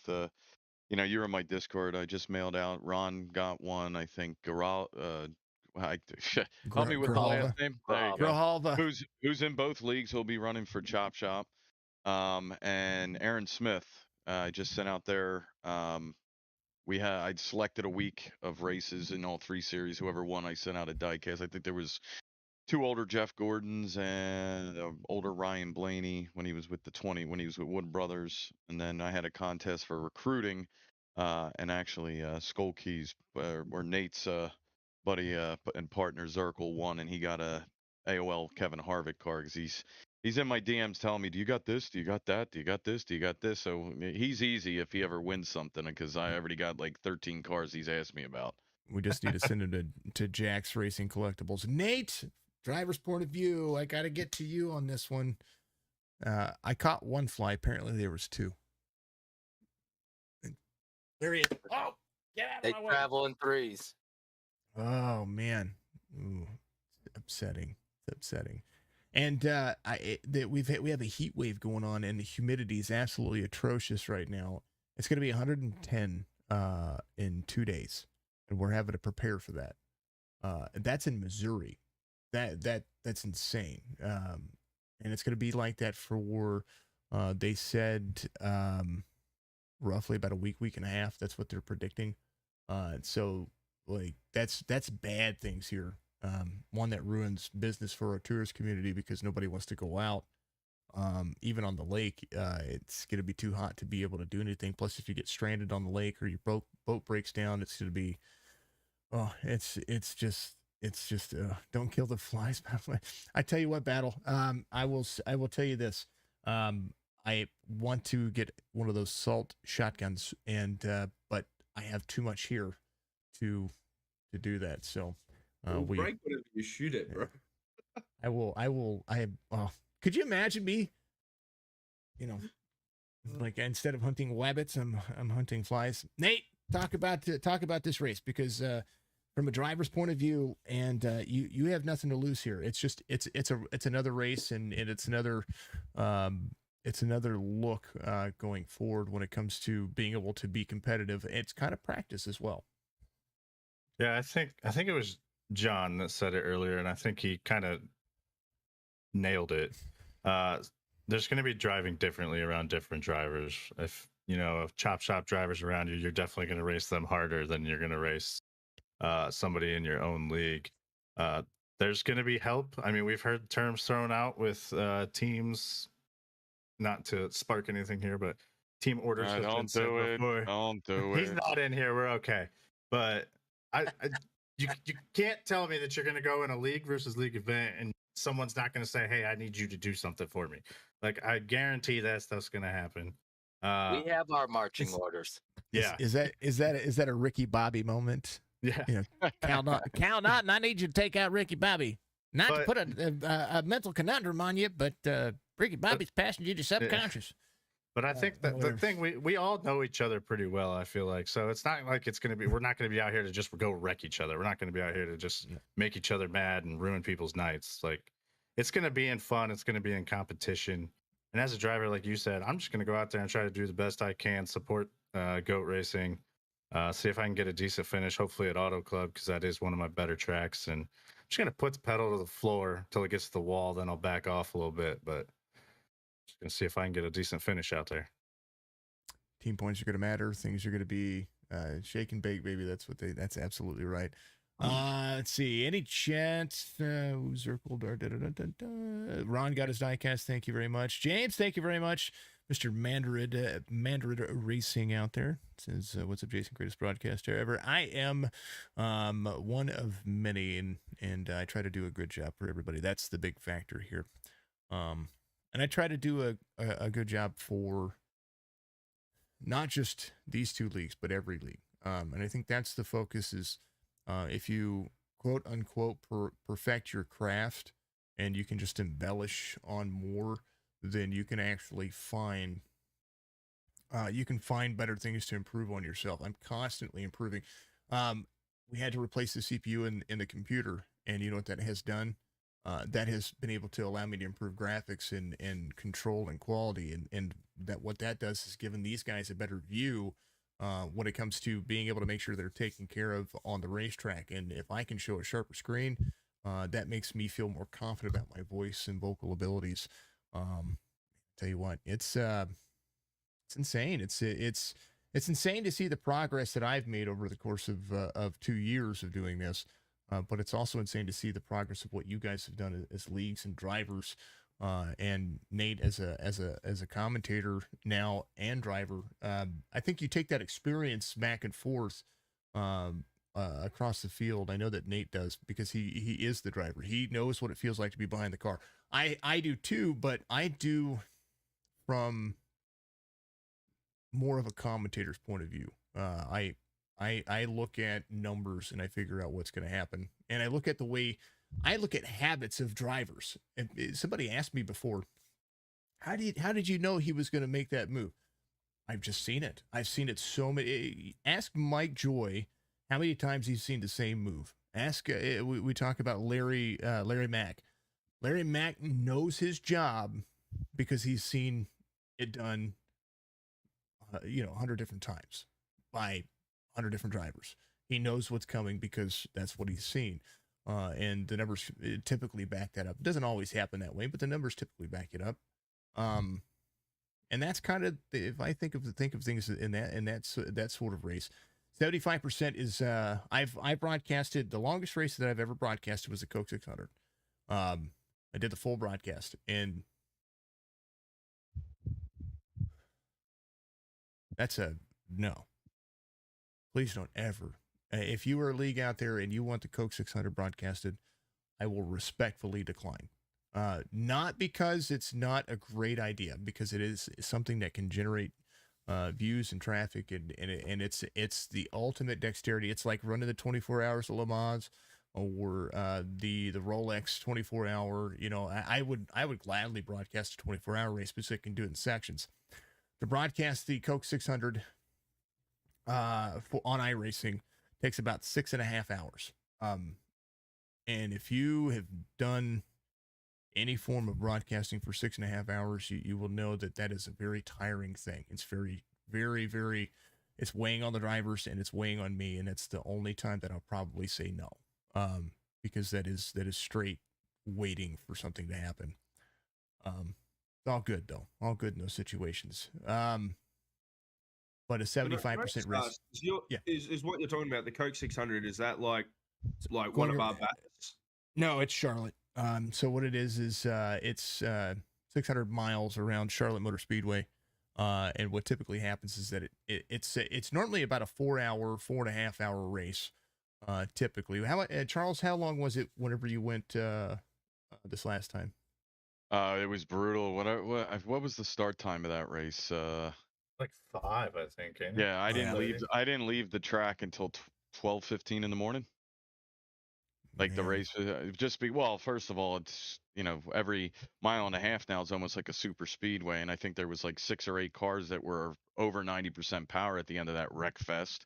Mm-hmm. But yeah, I think it was after midnight, slightly after midnight. So if the race started you're talking over 6 hours. I think it probably started 5:30, because obviously with it being Memorial Day, they had a lot of military appreciation festivities. The Black Hawk doing laps around the track, 500 feet above us. So yeah, it was 6.5 hours. My kid was upset he didn't go, but I don't think he would have been asleep. Yeah, and it's a long race. So that's one of those ones that I would say, yeah, I mean the 6 hours at Bathurst is good, but you've got different manufacturers, different things happening on the track to make that work. 6 hours of 600-mile oval racing it's not that I wouldn't do it, it's that I would prefer not to do it. I probably would decline because of just the length and the longevity. And if you only have about 20 drivers in there, that is going to be the most boring race for your drivers that you'll have. And I would never recommend that for 20 drivers. Like, you need a 43 car field to be able to make that an interesting race. And you need to make sure that you have the fast repairs for that. You need to make sure that you have the tire strategy and the fuel strategy for the drivers. You need to make it interesting. And the less cautions, the better, but cautions, I mean, they plague Charlotte. Because Charlotte's a great track and it's an easy track to drive. One of the easier on the circuit. I don't know if you guys agree with that, but I think Charlotte's a pretty easy track to drive. 100%, yeah. Jason, I just got to say one thing, and I got to get running, guys. I hate to cut out. Uh, I want to go back to what a couple guys said earlier is on this whole league versus league. Ultimately, it all comes down to, yeah, we're going to be competitive, stuff like that. I just want to let Chuck know I appreciate him letting us be the first guys that they race against. And ultimately, our goal, Striker and myself, is just to get exposure. We know that Signature has a lot of followers, and we want to grow our league. So I employ both of us to go out there, put on a good show, and uh, get the exposure that we need. We will gain drivers from it. They'll want to come and do this and get on board with what we're doing. It's a great situation to have, especially for these league versus league. I know I wanted to keep this within an hour and a half, and kind of stretched it out here. We're over an hour and 40 minutes of talking about just racing and just kind of a little bit of everything in general here. And before I get you going, John, I've got to get your opinion first and foremost. One of my biggest things that I wanted to talk about today, and I'm kind of hitting it towards the end of this, is toxicity in gaming. It's my biggest pet peeve. We've seen it time and time again, where I've been pushing people to leave their toxic chats out of my chat and out of the race because I don't want that to be on my stream. I don't want to have that for you guys to go back and see a replay of somebody talking trash about something they could have handled in a Discord. What is your opinion on the state of iRacing and the state of drivers out there as comparative to maybe a year ago? Well, I'm going to defer this to Stryker, but I will give my 2 cents real quick, because this is the one thing that when Stryker approached me and said, "Hey, let's start our own league," and this was the hottest topic. This was like the foundation of our rule book, our everything we do, and it was the toxicity, what we do with that. As far as I'm concerned on it is you're going to have it. I don't care if what you can do, what can you put up there, what kind of barriers. You have keyboard warriors out there that they'll sit there and pop off, and I mean, unless they can teleport me through a keyboard, there's nothing really I can do other than ban them and move on, set rules and stuff like that. But Stryker can cover that more. That was one of our hot topics as far as how we run things. Well, all right, John, I appreciate you. You said you had to go, and I want to make sure that we gave you enough time there, and I wanted to touch on that because we get a lot of toxicity in different gaming platforms, and that's probably one of the biggest things that I hate about gaming is the thought that you can say whatever you want to say. Yeah, it gets heated, definitely gets heated. So you're gonna have that. I mean, I'm not saying I'm an angel either. I get frustrated. You get out there and you're racing, you're competitive, and your competitive juices get going, and you can get a little hot headed. I've had Stryker pull me off to the side and say, "Hey, man, we can't do that," stuff like that. And then after about 10 minutes, what we call a 23-hour cool down, is you finally realize, yeah, I was the ass there, and if you think about it, think before you open your mouth is the biggest thing. But you're still going to have that younger generation. Nothing against them, but a lot of kids will get on here and just it's hard to combat. They get on there and they start talking trash and this and that, and there's nothing you can really do other than mute their mic. And then it's just not fun, because then the people that want to have fun out there and race, they get frustrated with it. Next thing you know, you got nothing but a room of hotheads, and it's no fun. That's my opinion on it. That's a pretty solid opinion. We'll get everybody else's opinion. John, I know you got to go, so thank you very much for joining us, man. I appreciate you. And as always, I'm going to see you tomorrow night. You got it, man. Chuck, good luck tomorrow, and we'll touch base about what prizes and stuff like that. But good luck. I appreciate everything everyone's doing for the leagues, both leagues, and we'll get it done tomorrow. Perfect, man. I appreciate you. I'll see you tomorrow. All right, take care. Later, Skipper. Yep. All right, that's John Hammond there. He's going to do his thing. We're going to just move logos. We're going to do all that stuff so that way he can go and chill and relax, and we'll talk to everybody here. Nate, that's one of our biggest things here. Tell me, we see it kind of all over the place. We've played Warzone together. We've played Tarkov together. I've seen it in Star Citizen. I've seen it in, what is it? That one game. What is it called? The one where my wife was just talking about it the other day. I mean, you can see it in Minecraft. I mean, that's it's simple as that gets. What do you find that? I feel like John pretty much nailed it on the head there. Most people are going to say whatever they want to say behind the keyboard. And I'm going to say this. I'm pretty sure that Charles has heard me get toxic before. I know you have. Most of the time it's just me getting angry. I'm not out there, telling people I'm gonna go kick their butt or anything like people like to do over the internet. But mostly it's just myself getting upset, start hollering, arguments with each other, especially when I play Tarkov. But it's gotten better, I will say that. But the toxicity from other players is out there because with them adding like VoIP and that to games, where you can just talk to everybody. I mean, they just come out and right off the bat, they'll say things they shouldn't say. I've heard a lot of things in game that if I was streaming, it wouldn't have ended well for me. Well, as a content creator, I mean, we see. I mean, I know Charles streams, you stream, to have to constantly worry about the things that people are going to put one in your chat too that you could potentially bring up and like if I wanted to bring up somebody in an interview and they're hot-headed, and it's happened before, which is why I haven't traditionally moved people around their discords to bring them up for an in-race pre-race or in-race interview. That's why I only do post-race. To constantly have to worry about what's going to be said, because you want to represent your brand, but you also want to represent the leagues in a bigger spotlight. But it's what keeps me from streaming other games. I want to stream other games. I want there to be more things on the platform as far as an esports platform. And I want to have the grandier events. I want to have things that are going to be bigger and bigger and bigger. But to constantly have to worry about that as a content creator, does that change your mindset on what you're going to be doing? It definitely can. I know, number one, I need to start streaming more. But once I do, like, I just feel like every time I go into a raid at Tarkov, I'm going to have to worry about that because anybody can just come out in game and say anything.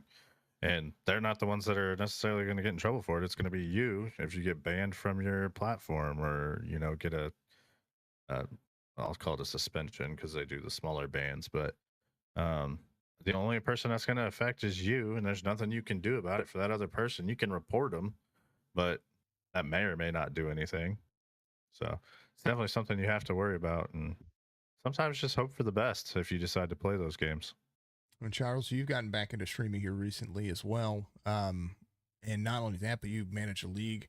To think about that as one content creator too, as a person that tries to show interest in not just your community but the community of others. What steps can you take to combat this? I mean, is there something that is it this is what I'm getting at is that, in my opinion, is that this is all about the individual. Games can't really do anything to say other than put a hard ban on somebody or an IP ban or do things like that. But does this come down? This comes down to the individuals. What I'm basically asking here. What can you do as a league owner and a content creator to rest assured that that's going to be the pace that you're going to be able to have? Because you broadcast if you're in-car interview and somebody gets into you and starts going off on you and saying things that we've heard get even professional NASCAR drivers in trouble for, where's that throw I mean, you can't even be cordially friendly sometimes, it seems. Yeah, I would have to say I'm probably one of the worst people. I'll be honest, I'm probably the worst person to watch stream wise because I can't really communicate with anyone in the chat because I'm in VR. and Nate will attest to this because he's my teammate. I don't really talk much while I race. The only time I'm really talking is when Nate's flipping out. I tell him, don't respond. Don't say nothing. Don't say nothing. Same thing with Bud. When he's gets a little heated, I'll just say, don't respond. But yeah, I mean, it's tough. Slipping certain words. Obviously, we've seen that happen to, professionals, other streamers, all that stuff. But the other thing, you just can't control. You can't control other people, but you also, like in my case, I can't really just have my audio because I'm not that entertaining. So I need to have the other guys that are in my team chat or whatever, so to have some content. But yeah, toxicity. I met Nate through another league that was quote unquote toxic. I mean, most of the leagues that are good are drivers or people that you've met through other leagues, whether great leagues, failed leagues, toxic leagues, whatever. So basically, group of guys I have is call it hand-me-downs, I guess. So hand-me-downs or misfit toys to the to the leagues, and I think we got a good group. And same thing with Chop Shop. I see a lot of people too. Hey, you know what they say? One man's trash is another man's treasure. Yeah, and but to that, what you guys ran Dover Thursday night, right? Yes, we did. So did we. Did you have the same thought I had? I had 20 guys. You had 18. That would have been a nice 38 driver field at Dover. That's right. That's right. And we probably would have wrecked 32 of those 38 cars. I don't know. How'd you? We had what we have, Nate? One caution. One caution for incident. One Yeah, caution for incident. Same thing. One caution, did 200 too. laps. Yep. Yeah. Yeah, it was a good race, and then we had a world class driver that got in there, and he sped on pit road, texting his girlfriend. That was, and then he kind of looped it, leaving pit road exit, and then which was a great conversation after the fact. He laughed so hard about it, and then just seeing the stretch, 100. You guys ran 100 laps, right? Yeah, we did. We're just doing 50%. On across all three series, so 50%. So yeah, it was 100 laps, 200 or 100 miles. Oh man, let's see, Charles. Thank you for calming Nathan down and telling him not to respond. For being patient and sound mind one. That's right. Ron Wall says, if I do anything to make a racer mad, let him know because he doesn't want to do it again. Absolutely. And that's the thing is that you can be cordial with people. You can be the most dominant racer. And it is right here in front of my face, and I'm gonna. The best part of the stream is me chasing a fly. No, totally joking. The thing that I see out of the racetracks you choose, Dover was a long 200 laps around Dover is long, and I forget how long that can feel and seem, especially when you have 18 drivers and you have that really early caution that kind of separates a lot of things that happens. That's what happened with real early caution. It kind of separates the field a little bit when you go back to green. And so we've got cars trying to repair their damage. I mean, we had a 2-lap car down, come back and finish second in that race. And that was Stryker. That's the kind of racing that you like to talk about and the kind of things that you like to see, especially, throughout what we don't traditionally see at Dover. Dover's usually like a domination track. Somebody's going to dominate, but we saw a lot of lead changes. It was a lot of strategy. I think the length played a huge part in it, at least in that race, of course. Pit strategy. Last 3 races we've done have come down to fuel, which basically talks to the strategy. We're getting a lot of these green flag runs, and it's coming down to who's out thinking who. And usually the guys that finish up front are the same guys over and over again because they're just out strategizing the rest of the field. Yeah, fuel strategy is my favorite race. I told everybody here in not just chats, but every broadcast, if you give me a fuel strategy race and I'm trying to figure out who's going to run out of gas, that's me really focusing on the race, and it makes it more fun for me to call. Especially that door banging action that has somebody trying to get that last lap pass. That's interesting and always a ton of fun to watch. Striker, you are the most stickler when it comes to of all the folks that I've met in leagues. You are the most stickler when it comes to toxicity, especially on the iRacing platform. You have focused your league to be more more independent of each other. Is everybody? Everybody's leaving. Everybody's got to use the bathroom. It's okay. I think it's bathroom break for everybody. You and I will talk. So tell me about the way that you approach it, because leagues are notorious for having the one or two that will just kind of say anything. I guess if I would have to give an advice to somebody that's never, and this is pretty uncommon, but if the first time you're ever jumping on and you're going to play video games, what should you look out for, right? What steps can you take to try to control what you're being exposed to, what you're going to hear, items of that nature? And that's the way that I generally establish our rules and regulations on iRacing. The recommendation that I usually say, control what you can control and try not to worry about what you can't. Utilize the features of whatever program, software, game that you're playing, mute drivers, go into certain lobbies, leagues, items of that nature to try to avoid that toxicity. Try to find similar interests with other people that you play with. If you find yourself in a room, it's getting pretty toxic, you have the option to get out. Nobody's holding a gun up to your head and having yourself exposed to that. And then you're yourself getting in the middle of it, and then you are getting angry or whatever the scenario is. iRacing's a little bit different. That's what the recommendation I would do, kind of as a general nature. Let's say you're playing console, Call of Duty, shooters, Tarkov, whatever you can. Utilize the tools you can to minimize that exposure. But as far as iRacing goes, it's almost a byproduct of racing. You watch NASCAR on TV and you want to see those fights. You want to see those arguments, right? It's almost, as a race fan, it's built into the DNA of what we're doing week in and week out when we connect. So I expect it. And we allow a little bit of it. Boys are going to be boys. But when it crosses a certain threshold, a certain line, there's a definitive line in the sand. Once you cross that, we've established certain rules and regulations to make sure that there'll be repercussions to those actions. And we tried to stay the course 100% of the time. That way we're fair and honest and even with everybody. And by doing that, just having that consistency, at least with what we do, and I can't speak for anybody else, it's helped. It isn't by any means perfect, but it's avoided a lot of the meltdowns, let's say.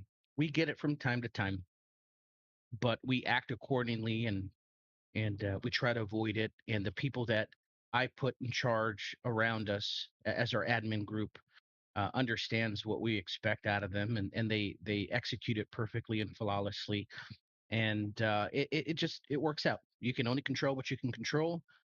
We control the environment, the rules of what everybody's playing in. So why not try to make it just a fun environment and avoid that toxicity? I consider it almost like if my daughter, because I got younger children, she plays Roblox, and I had to disable her chat on Roblox because I would walk by and I'm like, what does that say? People try to scam her or whatever the scenario is. I've had to block that. So I use the tools to allow her to still enjoy herself, but not be exposed to that. And I take those same steps when we run a league. Is, look, I'm going to give you access to what I think is proper. And now in this case, it's pretty much the entire racing platform. But when you join, at least our league, there's certain rules and regulations that everybody abides by. And if we can do that, we can avoid a lot of the toxicity, the negativity, and focus on really what we want to do in racing, at least through my eyes, is just have fun. Overall, it's still a game. You wreck, you're going to be fine, right? Let's just take the time, step back, enjoy what you're doing, and understand not everybody has this opportunity, and take advantage of it. So just enjoy yourself, and that's what we try to do. Yeah, perfect. Perfect answer. James, thank you for the shares. Thank you for the like out there. Papa Bear Campbell, Mr. Campbell, thank you for the like up. D, thank you for the like as well. Sorry I missed all the stuff, folks, out there. If you're out there watching on Facebook, Twitch, YouTube, I haven't said it at all, and it's my normal thing that I have to say every once in a while. But if you like what you're seeing, make sure you hit the like notification, hit the like, subscribe, and share. But also hit the notification bell to let you know when we go live. Facebook, Twitch, YouTube, Signature Esports platform. Skollkey Esports, twitch.tv/Skollkey Esports. You can also search for Skollkey Esports on YouTube. Find their YouTube channel. And then all the Facebook pages are in the description. All the links are in the description on Facebook and, of course, on YouTube as well. So if you're out there on Twitch and you're watching, make sure you go follow these folks. They're absolutely a ton of fun. Plus, Split Second Gaming, he has a Discord out there. Yeah, make sure you share that in the chat for me, so that way we can make sure that folks see that. Yeah, it's just and your Facebook page as well. It's just it's a different ball of wax, and it's what's kept me from it, because I have kids too, and the one thing you want to do is set a great example, as a guy that is, I'm not a young pup. I'm not 20 something. I'm not 30 something. I'm looking at this going, what do I need to do to be able to set an example for my kids, and not just that, but be able to have fun and be. Yeah, I've been addicted to video games since the Atari. That's the end all be all to this, is how do I still get enjoyment from this, 35 plus years later, from my first console experience, which was the Atari, to the Sega, to the Nintendo, to all of the things that we try to remember and have the nostalgia. And I want that nostalgia, but I want to be able to have fun at the same time. I love Tarkov because of the gameplay mechanics. It's a little different. I love iRacing for the content that it gives me, and the race fan. And then, of course, Star Citizens, again, my new addiction. So that gives me different levels of gameplay that I like, even though it's buggy as all get out. It's still its own its own play loop, and games, I think, are like GTA 5 roleplay. You see a lot of RP servers out there that are being touted as some of the best experiences that you have. It's because the players are more interactive, and you get more of the experience that you would normally see, you would have every day. So I think is that the way games are kind of delved to? Because here you talk about iRacing kind of sets itself up as the racing. That's its own RP, so to speak, in itself, in kind of, in my opinion. And so you kind of have to find that control. Well, look, I reckon it's more these days. I think it's more based around what game you're actually playing, what the actual streamer is about themselves. Like we see these guys streaming who don't really care about restrictions and all that, and they're swearing and cussing and abusing people. Like, we're seeing it from the actual abusive people side, as well as people like ourselves, where we're trying to keep it clean, we're trying to keep it nice and professional, get those fans in that might have the family around. Like, as my youngest daughter, she likes jumping in and watching your streams with the races because she's an absolute rev head, and you get the shout out. So when you start bringing in the family and that, and families can see this being a good stream, that's when we start getting more people doing things like putting it up on their TVs and stuff, instead of just watching it on their phones or wherever they are. The biggest problem is, I reckon, is it all depends on the streamer and the gaming platform itself. So for example, your shooters like COD and Battlefield and all that, you're going to get the more toxic people. I think with the racing world, whether it be Formula One, NASCAR, iRacing, console or PC, you're going to get what Michael and Charles were talking about, and even Nate. It's natural driver instinct to have a snap or something like that if something happens, and it may not be your fault, or it may be your fault, but your natural instinct is to drop an F-bomb and abuse the person that that you've had that wreck with, and then go back, look at it, and then go, oh no, hey, my fault, and then comes down to the admin guys controlling it in the Discord and all that afterwards. But at the end of the day, everyone's accountable for their own actions, and trying to police it is a lot harder on a stream while you're live, because we don't have the ability of like a TV where you can beep stuff out to police police things for ourselves to protect ourselves from being, as Nate was saying, banned or suspended or something like that for the actions of others. So I think it all depends on the platform and the streamer, mate, basically, and what you're willing to allow in your streams is the big thing. Like for us, like Nate, yourself, and myself, we're after that professional look. So we want to avoid these moments with the cussing and all that the best we can. But then you get the other streamers out there that just don't care, and unfortunately, there is an audience for that too. So Mhm. I don't think we'll ever see it eradicated. I think it's going to become more of a bigger problem, or more of a, whatever you call it, more of an exception in society, that this is what happens now with gaming, which in my opinion is unfortunate. But Right. yeah. Ty B, thank you for the like out there, man. Nate, you've thought about you've thought about Mr. Blankenship. What are you doing, man? Are you gonna stream? Ty B, come on, man. Ty B out there, you thought about streaming. Ty B TV, folks, go check him out. He's got a huge. Don't listen to that. Come on, man. How's the car coming along? I want to. I've been trying to follow along with the progress, and I've been seeing. I saw what happened last week. How's the car coming along, man? Ty B TV out there, big supporter of Signature Esports, big proprietor, helps me keep myself sane sometimes, and hopefully I do so himself. Great dude. Like Skollkey, Nate's a good friend. It's coming together. Good. I need to get you on here too. We need to have conversations about your race car and what you've been delving to. Nate's been my friend here, man. Nate's kind of kept my sanity, and I try to do the same with him. And we have a little running joke in my house of our best friends. Those of you guys have seen the Geico commercial, right? And I'm sorry, Nate, you're we're gonna talk about this because it's funny. It's funny for us, and your wife's gonna use this against you, and I'm so sorry. I'm so sorry. So those who remember using the restroom or something. Okay, she might be. How does a man get a big screen with the rest of those gentlemen? And dude, you know what? You can jump in anytime, Typey. You're awesome, brother.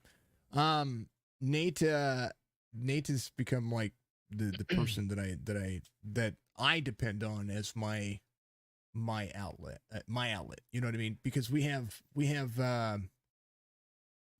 those vices and those people in your life that you can vent to, you can talk She's to, and do here. all that stuff. Okay, you can't wait. Okay, so remember the Geico commercials? Actually, he's still out there. The Mayhem guy, right? And gentlemen, I'm sure you're gonna know this. You're probably gonna laugh at this. You remember the pink Dodge Durango when he's in the driver's seat and he's driving around the parking lot, running into everything, and he's talking about how he's upset that his best friend Becky just slept with her boyfriend, and she's so upset and compromised and just running into things, and this could be mayhem, right? Okay, so we call our best friends in this house are Becky's. So Nate is he's my BFF Becky, and anytime that he gets upset, I say, calm down, Becky, it's okay. And we do the same thing. It's the same thing with Jess and her best friend Kara, Tiny Puppy Toes on Twitch. That's her Becky.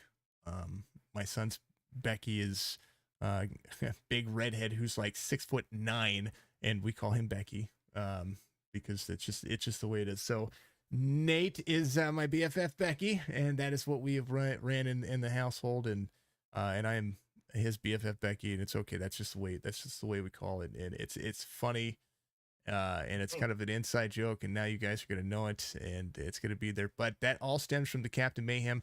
I used to have a really good friend, and he passed away in 2010. His name was Shannon. Probably the coolest thing that he was, and he taught me to have a sense of humor that was outstretched and outside the lines of of just what society requires of you. And so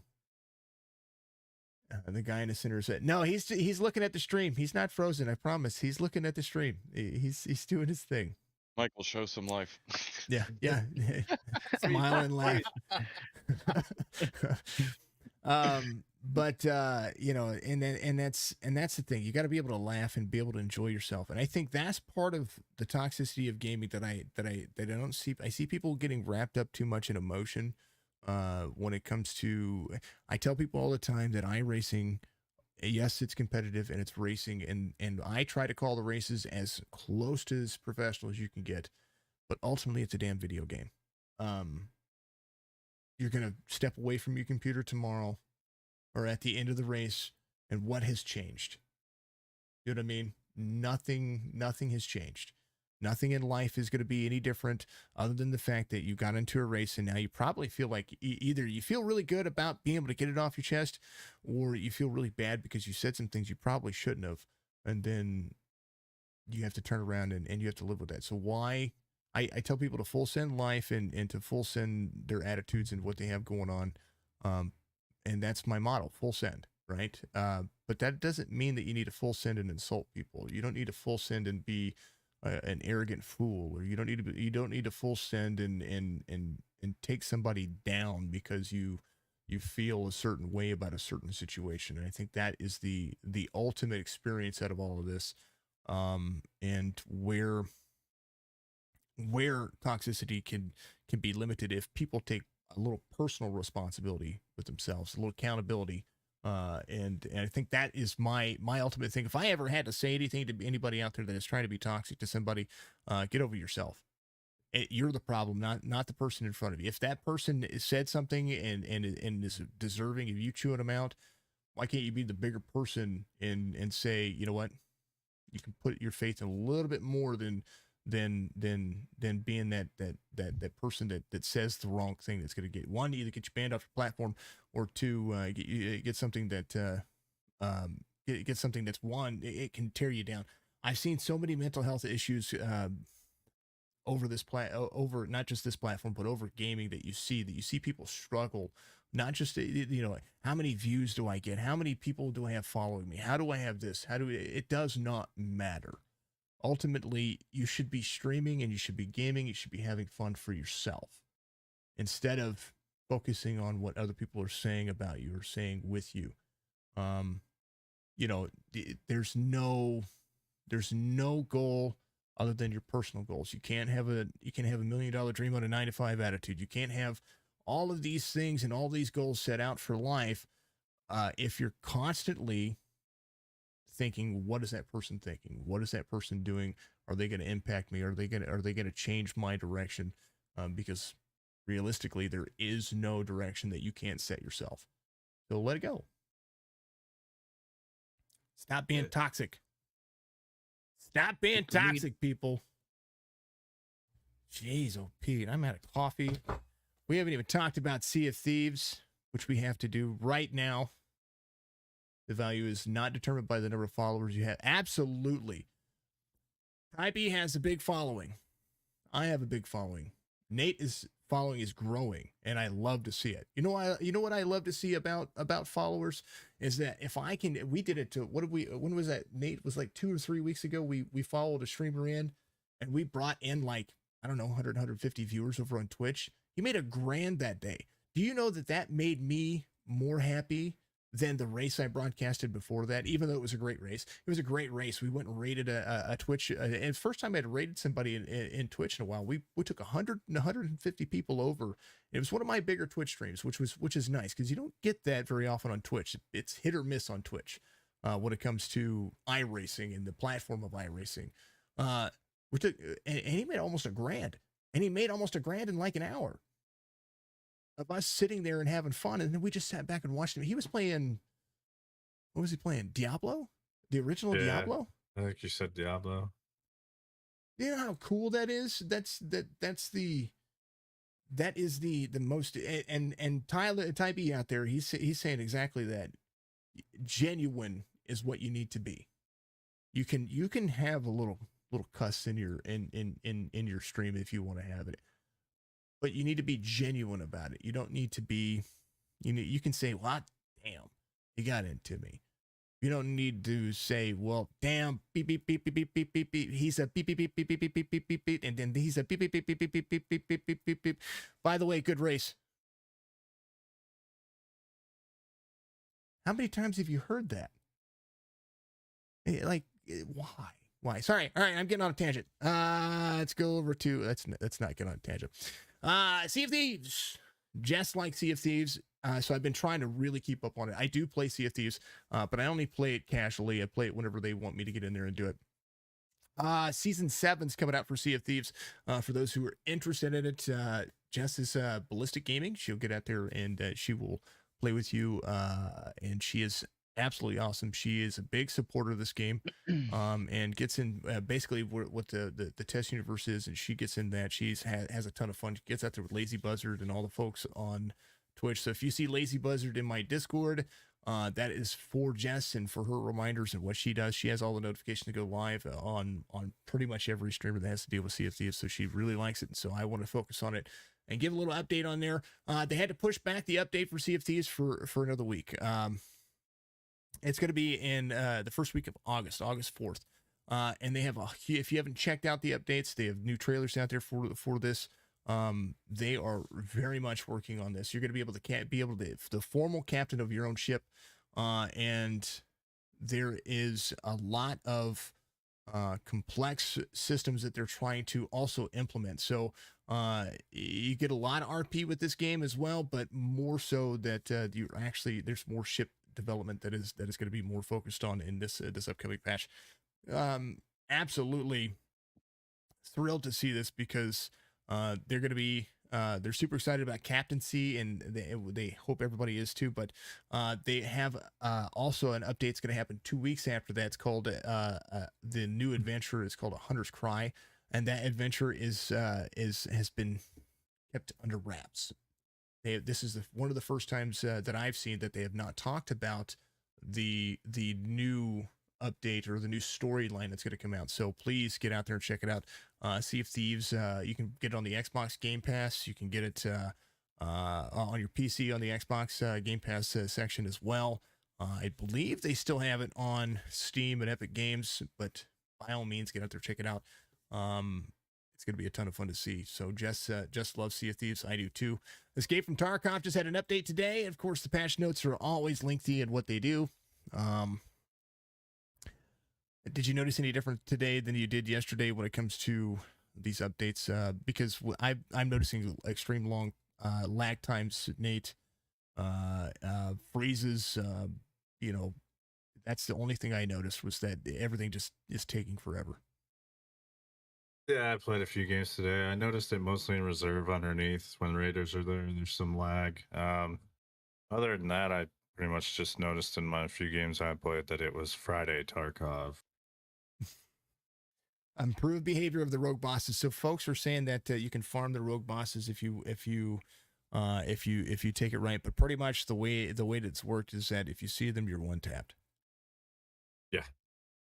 There's nothing, not even a good battle. I watched Jesse Kazam's video about how the scavs are quote unquote ruining Tarkov, and that would include the bosses and how the AI is just it's either one extreme or the other. They're either really dumb and they don't move, or they're one tapping you to the face from 75 meters away, or 75 meters away, and it's a basic scav that should be with a 20% Mosin with PS ammo that one taps through your level 4 armor.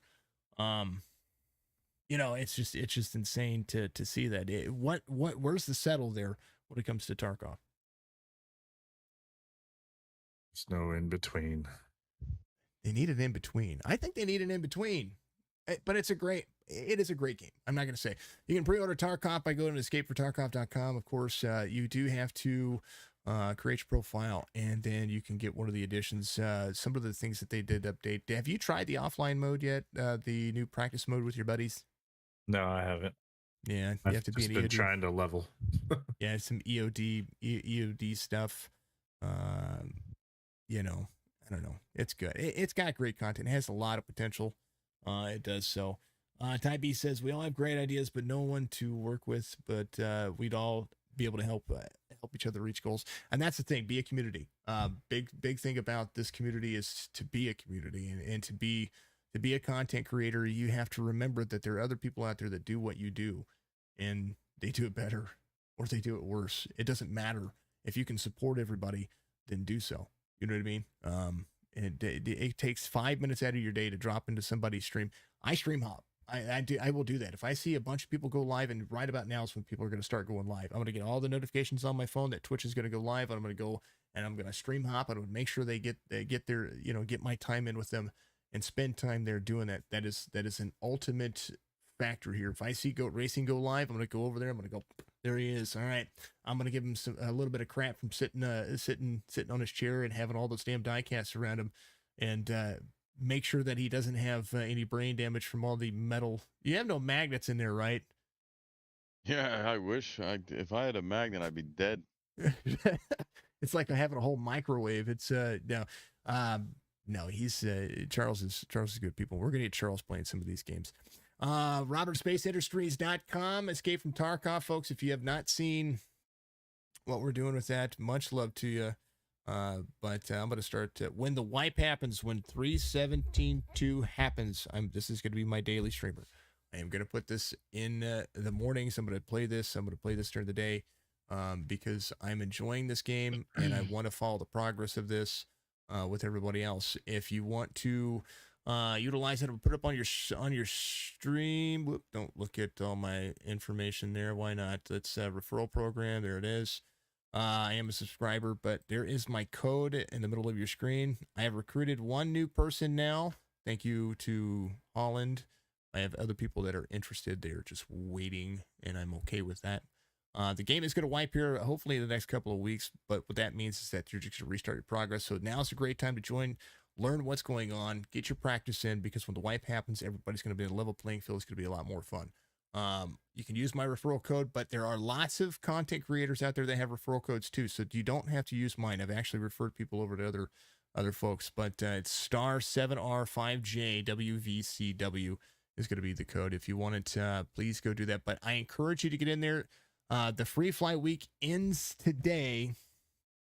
So that means starting tomorrow, or at midnight tonight, you're going to have to buy a program, and now's the chance to do it. I think today's the last day for the discount. They have, I think it's like 10% off or something like that going on right now. So if you want to do it, please get in there and do it. Pledge your ship and support the game. You don't have to buy the biggest, baddest ship. You can buy the $40 or $45 ship and get by and still have fun. You don't need to buy there are people that have thousands of dollars in here, and I'm not saying that you don't. Do with your money what you want to do, but don't be responsible with your money. Please do. Please, everybody, be responsible with your money. Chop Chop Racing League Facebook group. Make sure you do it. Send a link in the description, and then the Goat Racing, the man himself. This should be like 10,000. So everybody, get out there. He's got 160 following, 144 likes. This should be like 10,000. So I want everybody on all my platforms, every one of them. Oh, if you want his phone number, it's right there too. But don't call him. Take your phone number off that, please. Who, me? I got my phone number on there? Yes, you do. That's funny. I'm hiding it right now by my photo. It's right there. Nice. Take your phone number off of that. How do I do that? How did it even get on there is my question. Oh, yeah, I did do that, huh? Let me go do that. Oh, there we go. Yeah. Amar, thank you for the like, man. Thank you for the shares. Thank you for what you're doing. You can show the rest of the page. It's gone. Okay. Let's refresh this. Yeah, let's refresh. Bye-bye. Okay. Yeah. Please get out there and check it out. Please let everybody know that y'all are killing it. You really are. And these guys are gonna have fun tomorrow night. Charles, Mike, who's gonna win? If you had to pick one driver from your team, who's gonna win this race? And don't tell Nate. Charles Garrett. Don't tell Oh. me. What? I think you have a shot. You're my. If I'm gonna pick one, I'm gonna pick you. And if I'm from one, it's too late. Share your number with everybody. I would say Kevin. Yeah. Oh. Anyway, I know who my pick is. Go for it. Who do you pick? Well, I would say one of my, because in our league, what Goat Racing and RBS is kind of done like a Joe Gibbs 2311 type thing, so we help each other out. I would say one of those, but Bud hates 1.5 or 2 miles. So Aaron dominated in Xfinity, but that's before Mr. Walsh got there. So that's my pick, Mr. Ron Walsh. Walsh. Yeah, he's my pick. I know I haven't seen him race there, but everywhere else he's raced, I wouldn't say. I mean, he's Dom. I wouldn't really say Dom. He's just consistent.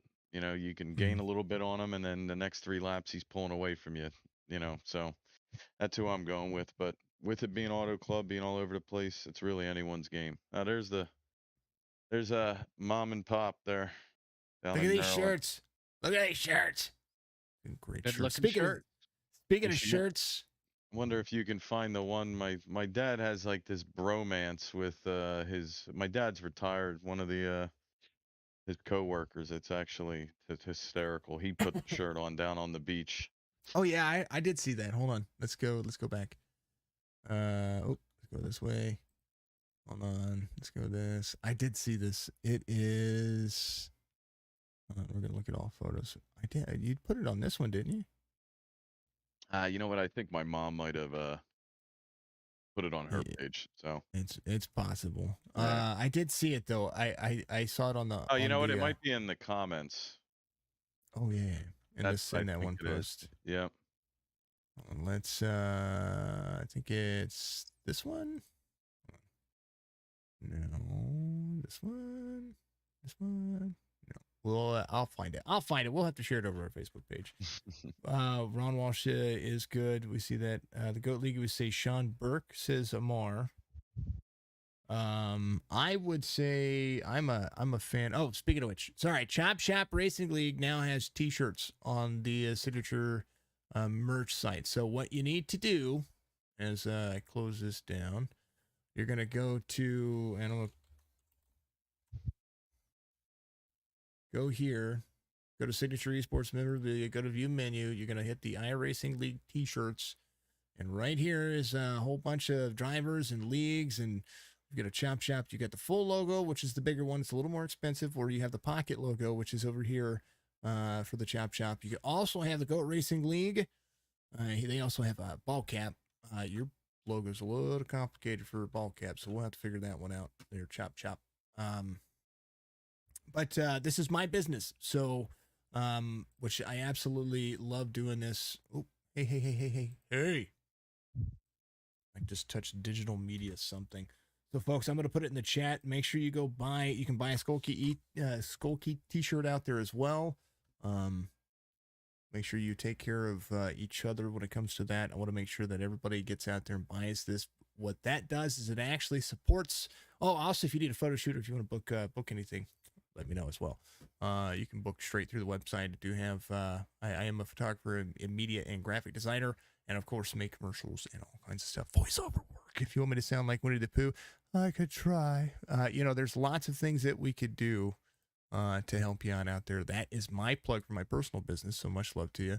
But outside of that, I want to see everybody else get that success. I want this 160 followers to be 5,000. I want to see this public group of 29 members to be 5,000.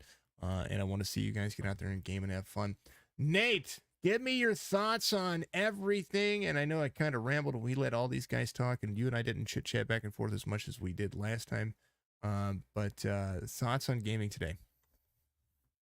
Number one, Michael, I think this is the first time I've talked to you, so it was nice to talk to you and meet you.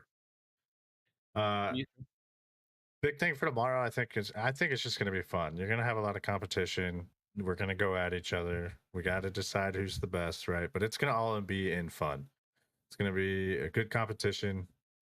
Other than that, talking about our games, which I know we'll get to do more of soon. But the toxicity thing is huge, and I know it's something that I need to be better at as well. Because I mean, you know from experience, Charles knows racing with me. Something I've got to get better at, and I always end up going back. And I know I've said it to one of you, but I was like, I really shouldn't have been like. And I went back and messaged the person, and apologized and all that stuff. But overall, some great topics. If you were in here listening, try to keep those things in mind. I myself need to do it. Nobody's perfect. We're all going to have our moments, but we just got to learn from them. Tell you what, sound advice. You are becoming more and more like me every day. Just saying. Now, if we can get that that moment where you have to not walk away from the computer, it'd be good. Nah, totally joking. He's been getting better. Dark, we're taking care of him, and we're gonna go to a race together soon. I think that we still have to make that happen. Kansas is one of my big ones. Ty B, thank you for becoming. I thought you were already a follower. I think it redid everything out there. So thank you very much. Mike, final thoughts for the series and what we're going to be doing here. It's going to be exciting. Make sure to tune in. This is going to be probably the first of many as a collective group. Goat, Signature, 8, Shane, everybody. Let's just keep moving forward. This is going to be fun. Let's not forget this is a recreation for some of us. Some of us it's business, but for the most part, I want to thank you guys, everybody involved, especially the GOAT in particular, Charles and his admin team. Let's put on a good show tomorrow, and let's see who comes out on top. And then Sunday we've got the next gen series that's going to happen as well. So make sure you guys remember that. You're on the West Coast? Yes, I am. Man, you're gonna have a long night and then an early morning. In the earlier morning, yeah. I don't mind it. Drink a little coffee in the morning, jump on the rig. It'll be fun. Be good. We love our coffee. Speaking of coffee, Roasted Gems, make sure you go check them out, roastedgems.com. Coffee. Nerds doing nerd things. Finally, you heard them talk a bunch of crap. Charles, you haven't really talked any crap. Okay? Like I know it's not your nature, but it's in your it's got to be in your nature. Come on, you got your league here. You tell them who's going to do this. Well, like I said, I'm usually quiet, but when I do, that's the one thing I get from my father. When I snap, there ain't no going back. So I usually can't really talk trash without profanity. So we'll keep it at there. We'll keep it at that. The one thing I will say is, just starting the league, then getting to sponsoring a league, then sponsoring a poll award, getting sponsors, doing this thing with Chop Shop. All this just rolls over. So I am sure 100% that my league will be victorious out of the whole series. I mean, it's a race by race thing. But I got there could be a little rivalry. I'll let I don't know if I talked to anyone. There is one driver in Chop Shop I'm not too fond of. So it could be made apparent during it. But we'll let you guys figure that out. And I'm sure if he's watching, he already knows. He lives a couple blocks away from me, so that should give a nice little hint. So I have no problem making sure I do where that's SOB. So if you want your talk in the trash, just let him come anywhere near me and you'll hear it. I'll be very vocal. So this is my way of organizing a little toxicity, but it's banter, folks. It's the way it's supposed to be. It's a little bit of racing. I did organize a little bit of that portion to really gain and get into it, because you remember this is a race. This is for, when I say this is for the bragging rights, I'm going to talk about the races are going to be over, and I want to talk about it for months after this. That's what you got to remember. I am going to talk about this for months until the next one happens. And then once the next one happens, then it changes the history. But during that series, and it'd be like, do you remember in that last race, in that last 3, whenever this happened, I wonder if that's going to happen again. It's one, it's a storyline. 2, it's going to be all about that Mike, rebuttal back to that before I let you go? I'm not one for shit talking, but I will tell you, whatever product we put out tomorrow, the GOAT ain't gonna come out on top. Ooh. Ooh. Whoa. Shane, you've The got to hear goat or the Goat League. Baby goat, daddy goat, or the GOAT League. Shane, what do you think, man? I think both the leagues have got some great drivers, you know, that are going to put it right up there. And I think, in all honesty, I think we're going to go and see not only some of the top class racing, but I would say we're looking at a minimum of 3 cautions. I think there's going to be one that sets the pace. The first one will set the pace on the rest of the drivers. But I got a feeling that this is going to be one of those situations of the famous saying, safety cars breed safety cars. And I think we're going to see not only some top action, but I think you're going to be pulling out that helicopter award a few times too. It is Auto Club. Am I still number 1 on that? On the helicopter? Yes, you still have. No one is dethroning you on that. I don't think you landed in the RVs and ran through an RV. I don't think anyone's ever taken that away from you. I like for the year, and I was like, I'm gonna do, and I had literally, I don't know, maybe 10 minutes prior to that said, I'm going to be making an award. I have somebody that is making an award for the helicopter award of the year, and you go and do that 10 minutes later, and I'm like, how do we top that? Like, I mean, if those who haven't seen it. I encourage you to go back. This was one of the first races that we did. That wasn't even a super speedway, was it? No. Was it? No, it was. Where was it? Charlotte, right? Yeah, it was. So there's wherever it is. It's one of the streams. So we need to clip that. I need to really go back and get that.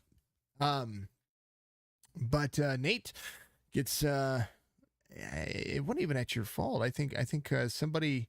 I was wrecking dodging. in front. Yeah. We went to dodge it, and then he got yeeted into the air high enough to land in the infield that iRacing didn't.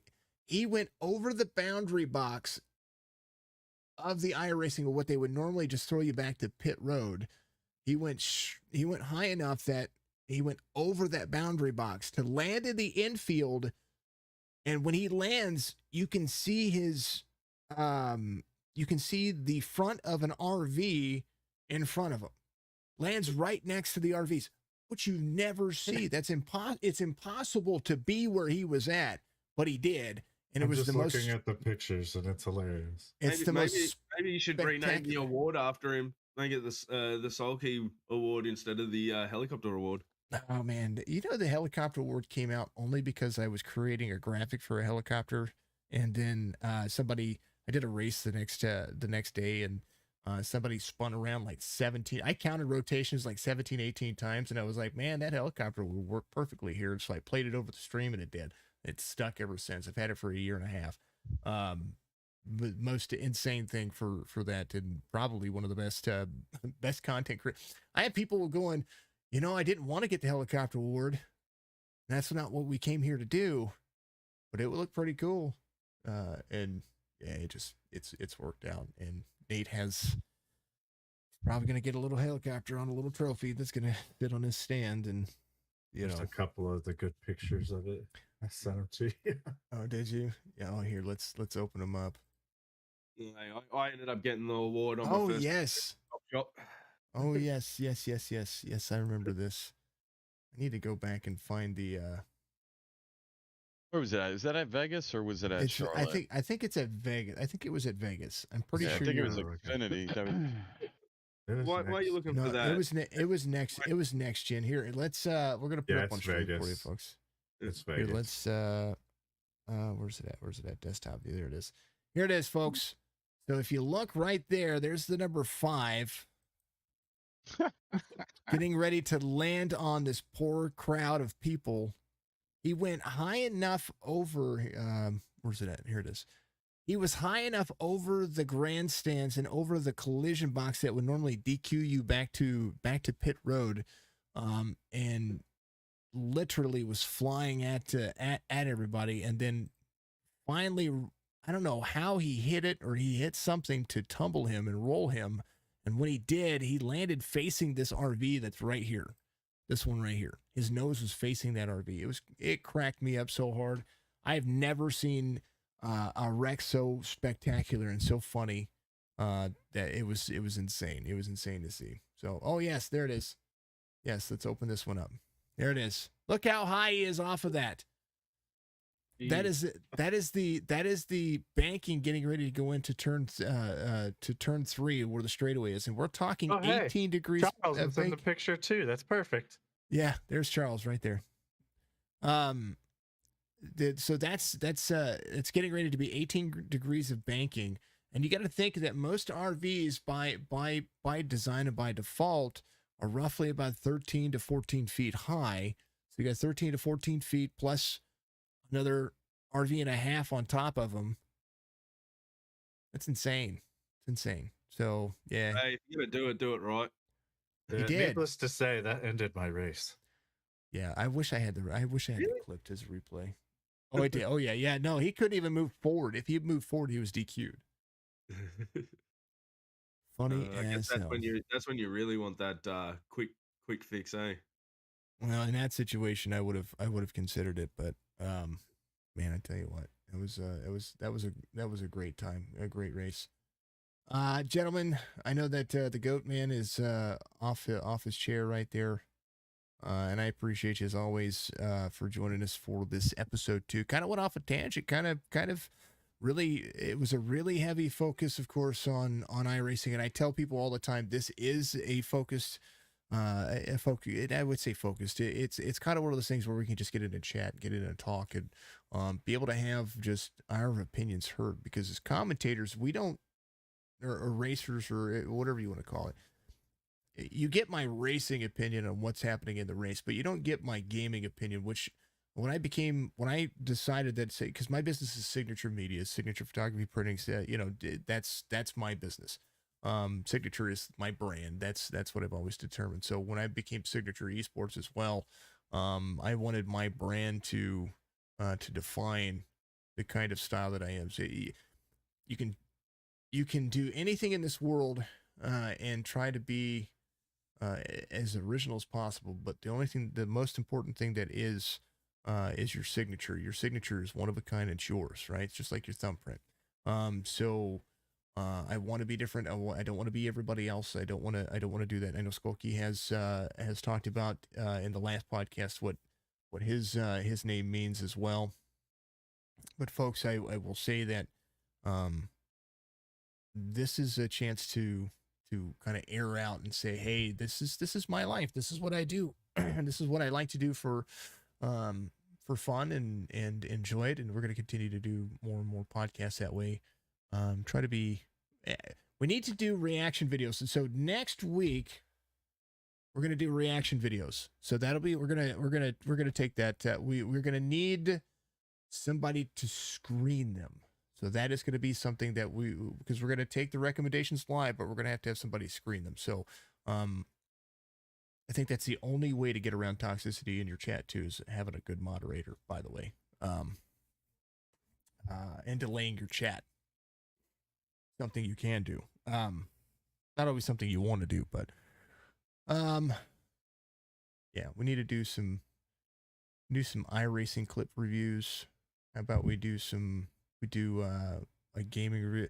I don't know, maybe some Tarkov reviews. Maybe something like that. I kind of want to talk about Kazam's video next week because I really liked the video. I thought it was very interesting, very insightful. So we might actually review that one because I know that there's not really anything in there that you can consider bad. You know what I mean? It's all about the game. Mike, much love to you. Good luck tomorrow. Anybody you want to thank while we got you here? Yeah. First and foremost, pleasure meeting you, Nate, for the first time. Thanks again for having me on here. It's always a pleasure to chat with you guys. If you guys ever need anything, feel free to reach out. My door's always open. Thanks again to Signature eSports. Is it Skollkey eSports? Appreciate you guys having us on board. The Goat Racing League, you guys are the Bombay. hope you enjoy getting your tushy kick tomorrow. And then Chop Shop, everybody out there, all my admins, Joseph, Cam, Amar, the man, the myth, his legend, the skipper himself, John. Appreciate all your help. And Shane, Signature Esports, and Shane are working together with Split Second Media. So hopefully that all pans out. Remember, he's racing Gran Turismo. Make sure you guys jump over there and run a little with him. I'll be over there. And thanks again. You guys have a wonderful night. Always, Mr. Van Skollkey. How about you, my man? No, I mean, I guess right back at them. I appreciate everything Chop Shop's brought to the table. Obviously, everything Nate does as a teammate, as a broadcaster, and you as a broadcaster, Signature. And now I'm not going to use the word tushy, but we'll be sure to. I mean, I guess that's a good trick, because I mean, what do I come back with? Your bum? I don't know, but yeah, well, I guess. And then obviously, like I said, a lot of the admins. I mean, I can ramble off all the sponsors, but I wouldn't have those sponsors without my admin, Sammy, Nate, Bud. I mean, most of the sponsors there, I think we share a bunch, us and Chop Shop, Admin Box. I have Jack's Racing Collectibles. He's local here. Diecast by Bobby, who's this one here. He does custom diecast, and we also give them away to the series winners. Global Strategy Team, who's one of my employees at work. He has a little side business, so look him up, even though it's difficult to figure out what he does. Yeah. Yeah, he literally needs to be on this podcast. I cannot understand his Discord. I see him 5 times a week, and I tell him, give me something typed up, give me something. Can you go in there? He's like, yeah, I'll get it to you. It's been how long? 2-3 months. So yeah, I just like Global Strategy Team. He makes money while playing games. Look him up. And then also MDR Designs. I don't really mention him often. He just hopped in, gave a discount to a lot of our drivers for paints. Nate's starting to use them, but I'm a pain in the butt to him. I literally grab a die cast, like the SpongeBob one over there, and I say, here, this is the paint scheme I want, and I basically take pictures of a die cast and say, figure it out. Right. And he kills it. So I use him, and I'll stick with him. He's a very busy man. He had 2 months, and I said, I ain't going anywhere else. Just let me know when you free up. So good guy, and does good work. So, but other than that, yeah, I mean, we're looking forward to tomorrow and the base stomping we're going to give out tomorrow, and we'll go from there. I like it. Same thing for you, man. Shane, you too, man. Sorry, man. Yeah, look, just thanks to you guys. Chop Shop, they're awesome with what they do and help me out where they can. And the GOAT guys, they're going to be awesome to hopefully get on board with as well and push their brand out on console for them and get them growing as well. But of course, Skollkey Esports and yourself at Signature Esports there, Jason, just an amazing job with what you guys do, and appreciate yous and enjoy everything you guys have also gotten me involved with so far. So big thanks to you guys. But looking forward to tomorrow. I think it's going to put the pressure on both leagues to perform, but also it's going to put a bit of pressure on yourself to be broadcasting it. But also I think everyone's going to have a lot of fun with it. So yeah, a big shout out to all of you. I think we're definitely going to be making a new run at this with this new League vs League. And then, yeah, of course, everyone jump onto Split Second Gaming's Facebook page and Discord and join us with the Gran Turismo stuff as well. That'd be awesome. Always a ton. Nate, my man, Skollkey, your wife can now banhammer you. I'm just saying. She's now a moderator. I have an all-female moderation team. Did you know that? She can now banhammer you. I'll Venmo. Don't ban me. I'll Venmo her $20 right now. She comes in and just smacks you. You'd have to do that. She's away with work right now, so we have to. Yeah, she can't come in here and spend, but that would be hilarious. That'd be constant. She'd be making a killing there, Nate. No, totally joking. Nate, you're gonna have a busy race tomorrow. It's gonna be a lot of laps. She's gonna have to stay on the track. That's gonna be the big one. Yeah. What is it gonna work? Ron Walsh, cue the music. What was that? Hold on. I can stay on the track at Fontana. It's just a matter of other cars knocking me off of the track.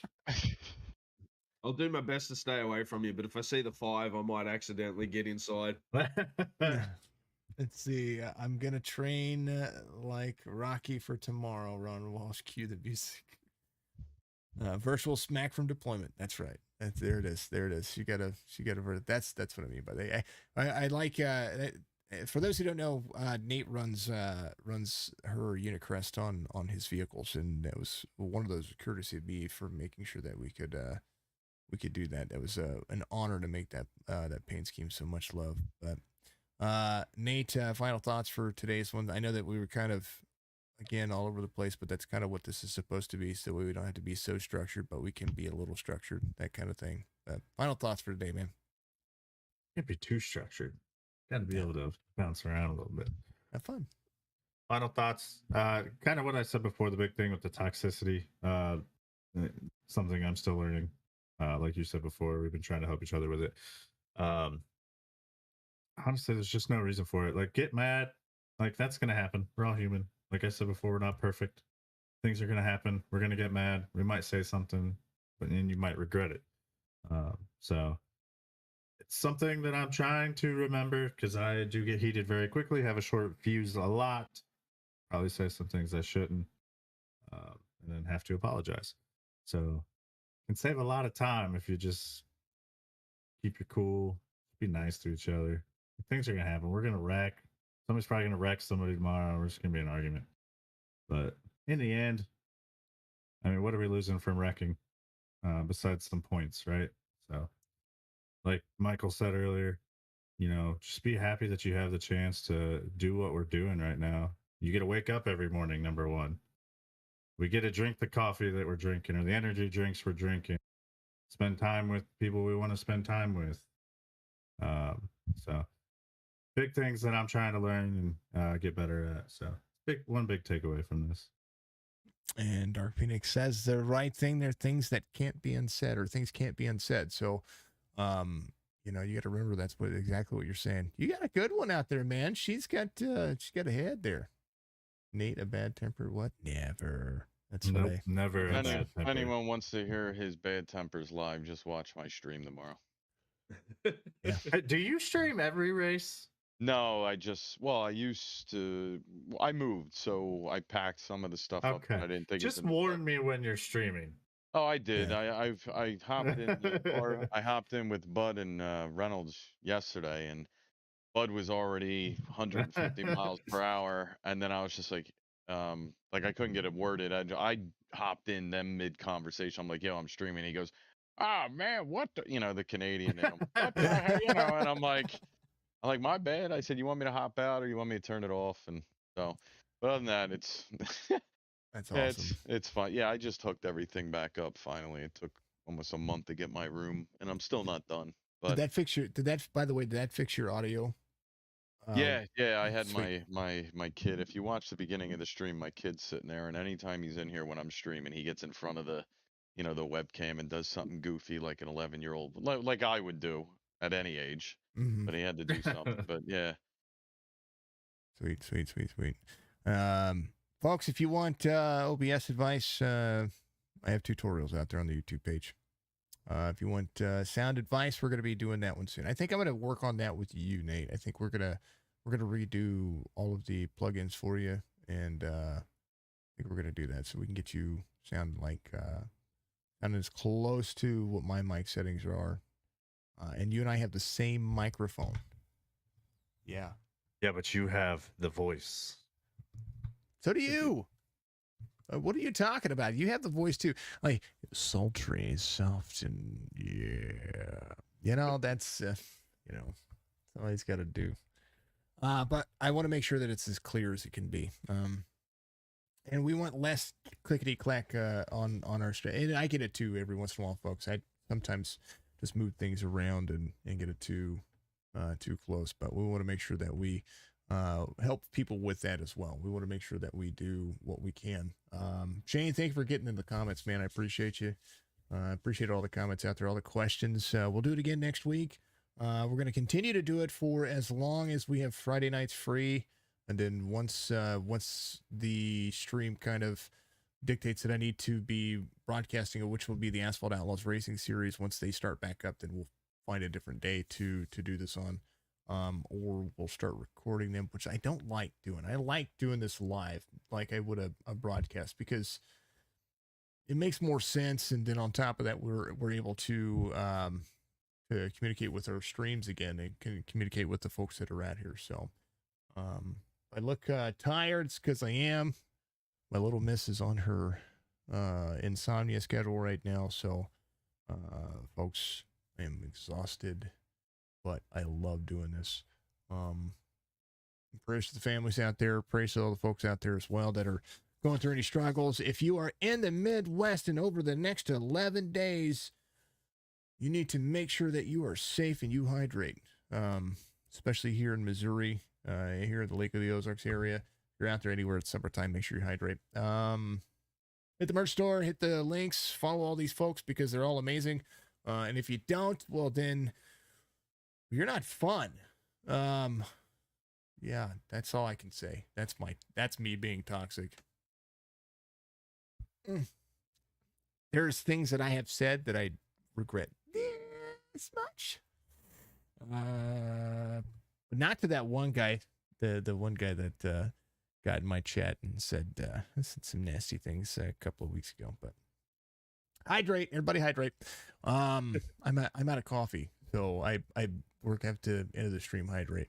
Hit the merch store. If you want one of those water bottles that I have, those the one that has my logo on it, that is a special order that you'll have to get a hold of me for. They're case by case. It's not done with a cricket, so no, it's not a cricket one. Not a cricket one. Is actually glossed in. It is raised, but it's glossed into that thing. So not a cricket one. Crickets irritate the crap out of me. Yeah, live life at full send. Live life with no regrets, but watch your mouths. Kinda. I kind of like that. I kind of like that. Buy the swag. She said, look at her go. She is just killing the chat, man. Absolutely. It's just, dude. Folks, much love. Last time for the commercial. We'll see you in the next one. Be good. Be safe. Ready for some heavy racing right here on Signature Esports. The Clash of the Giants Interleague Championship to determine the best league in sim racing on the iRacing platform. 3-race event, 75% lengths. It's going to show just who has the pace and has the speed. Each race will have a different car, Xfinity Gen 6 cars, and of course the 2022 Next Generation NASCAR. 20 drivers from each league are going to be competing for the ultimate bragging rights. Chop Shop Racing League and the greatest of all time Racing League are going to be out there ready to prep or shut up. The Clash of the Giants will begin July 16th right here on Signature Esports. We look forward to seeing you out there. Races are race controlled by Amar RC, and we'll see you on the racetrack.